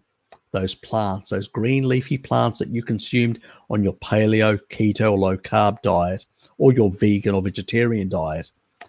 Those little things are coming back to haunt you and cause you a lot of kidney pain and other peripheral pain as they're coming out of your skin, as you basically, and they are sharp and painful and annoying. Get some citric acid up. So sorry, but that is reality of your past indiscretions. And you can do a test. And when people do a test, they do find in their urine far higher amounts of oxalate. I used to have massive amounts of spinach. And I can tell you, I went through multiple sessions of oxalate dumping. And I suffered. And did I suffer? And I nearly gave myself a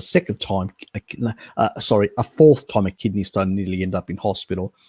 But I went hard on the citric acid and stuff like that, and then the foaminess went away, and I was fine. My kidneys cleared out. So yeah, oxalate's a real bastard of a thing. So I think I'm behind the worst of it. I haven't really had any strange sessions, but then again, I'm having coffee, which has some, and it may actually prevent, it may hold back from releasing. So I'm still a bit wary. Is there still some left over? So yeah.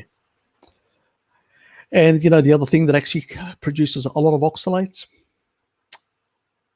fucking vitamin C. Especially if you're on a keto, low carb diet.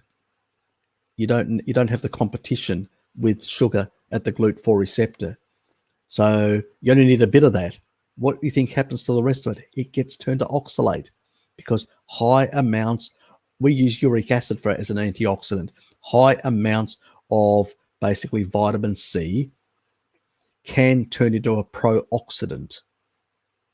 It's contraindicated. It's not good. That's why we lost that genetic thing years ago when we eat very little. It's only when we eat a lot of sugar, we can't get it past the receptor. But the rest of it we create as oxalate. Very bad. So, yeah, nasty shit. Anybody that's had a good oxalate dumping will know what I absolutely mean. So, believe me, not an enjoyable event.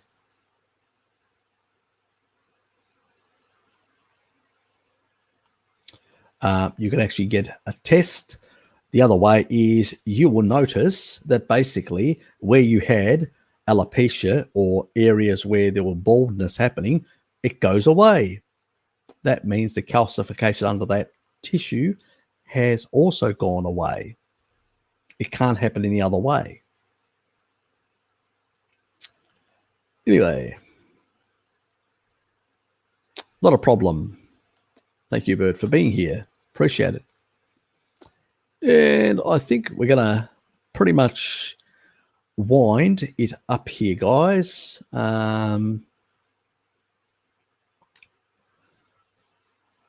Yes, exactly. Yeah, they just want to give you poison and damage your mitochondria and then wonder why things don't work anymore.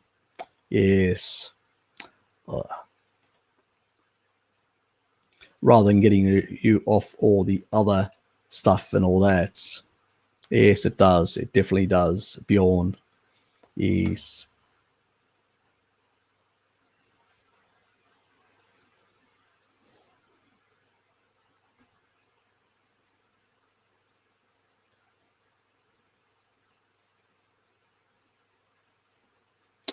Anyway, we're at the bottom. Thanks, guys, for being here. I got to go. It is 9:30, and I need to get a few things out of the way before I head off to bed as well. I've got work tomorrow, so lucky me. And look, thanks for being here. Appreciate it. Look forward to seeing you guys next week again. Same time, 6 p.m. Australian Eastern Standard Time. And I appreciate everybody being here. Thanks for your support. I do appreciate your time you spend with me and out of your own day. Thanks, Blinky. And take care. Thanks, Bjorn. Thanks, mate. And look, as a community, we need to really work together. There's a lot of people trying to undermine us and a lot of people trying to take away some of our freedoms and take away not only on, what we can say and what we can't say, but also what we can eat. There is definitely a strong movement to, demonize. It's like we just need to, in social media out there with people, and we need to confront people, just use simple logic, because people are too lazy to really think deep.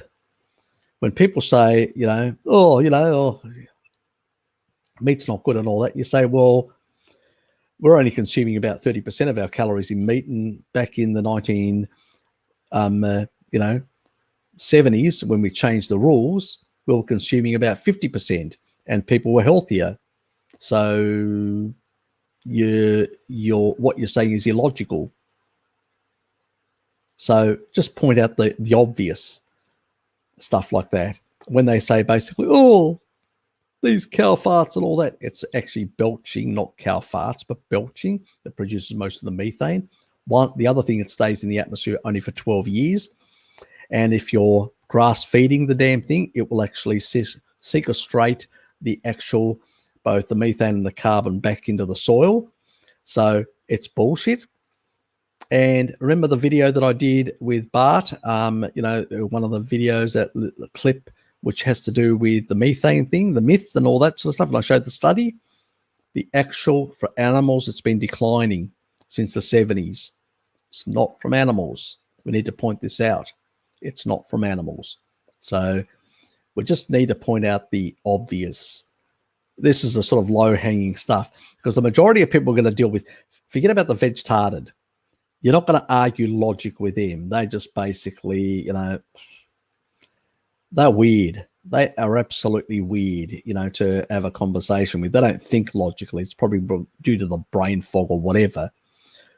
The people that we need to prevent losing are the woke middle class. Because if we lose them, they will set the standard for the new food culture going forward. That's where the real danger is. That's the people that are being targeted. That's the people that are being guilt-tripped on the environmental question, on, the sort of false ethics and stuff like that. That's where it's happening. So does a restart, haha. Yeah, so that's where our focus needs to be. Because we really have to protect our food supply, guys. It's really that important. I mean, I know Sean's been talking about it. Bart's been talking about it. A number of people in the carnivore community have been talking about it, which is good. And, we need to basically do more. I bet some random volcano somewhere in the deep, bubbling millions of tons of gas and carbon atmosphere per freaking second. It's a bit more complicated than that. While there is areas around the oceans, and I've actually did show, I can't remember which one actually showed, where we were talking about the acidification, where they talk about, and I actually showed an area in the ocean where it was so acidic, but there was still plenty of life in the ocean, far more acidic than you would get from carbon. The other myth that they talk about carbon is, most people don't realize, is when the oceans get warmer, they release more carbon, not the other way around. When the oceans get cooler, they actually absorb more. So this whole notion that they've been going out, as global warming gets, more calcium is good, more carbon dioxide is going to be absorbed by the oceans. Bullshit. That doesn't happen. When you warm up a body of water, it releases carbon. It doesn't actually take in cold. The cold sort of actually absorbs more water. They got even the physics wrong, these people. They don't know what they're talking about. This is basic physics. You speak to any physicist out there, does cold water absorb more carbon? They will say yes, because it is in the textbooks. It's basic physics. These people are telling absolute nonsense. That's not the issue. And the amount of parts per million is very fucking small anyway. It's pretty much irrelevant. in that regard. What is the issue? The issue is that the actual body, the actual planet itself is actually undertaking a magneto-reversal. The magnetosphere is weakening at the poles, allowing more UV in. That extra UV that's coming in, things like water vapor and clouds of bigger greenhouse gases, they're absorbing more of that. That's what's causing it. And, at the moment, I mean, what was it? Was it last year that the actual, the northern pole, the magnetic North Pole, actually bounced between Norway, Canada, Russia. It's been just bouncing around all over the place. I mean, and some actual researchers, physicists said, are we seeing the beginning of the reversal? This isn't even in the climate stuff. It's not even in the models. It's nowhere. This is what I'm saying. We're led to believe on very poor science and very poor information to believe certain things. But that's for another day. I'll have to do something myself on that subject and actually go through methodically through every single one of those things. At the moment, this is a nutritional site. That's not my focus.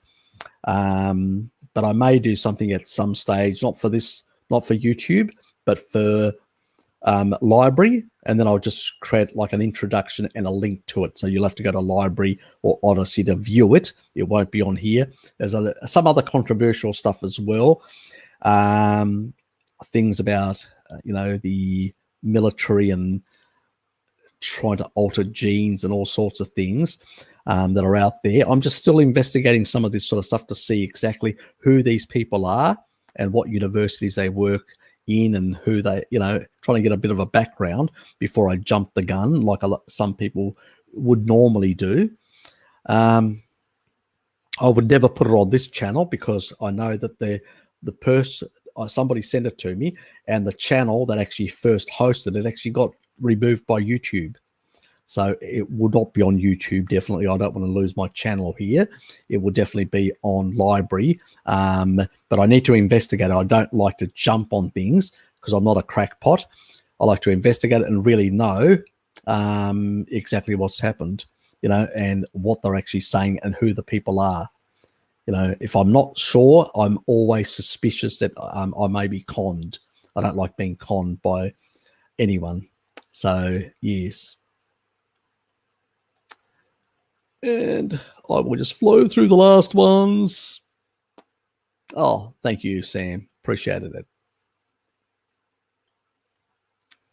Yes. Anyway, I'm out of here, guys. Good night. See yous. And have a good week.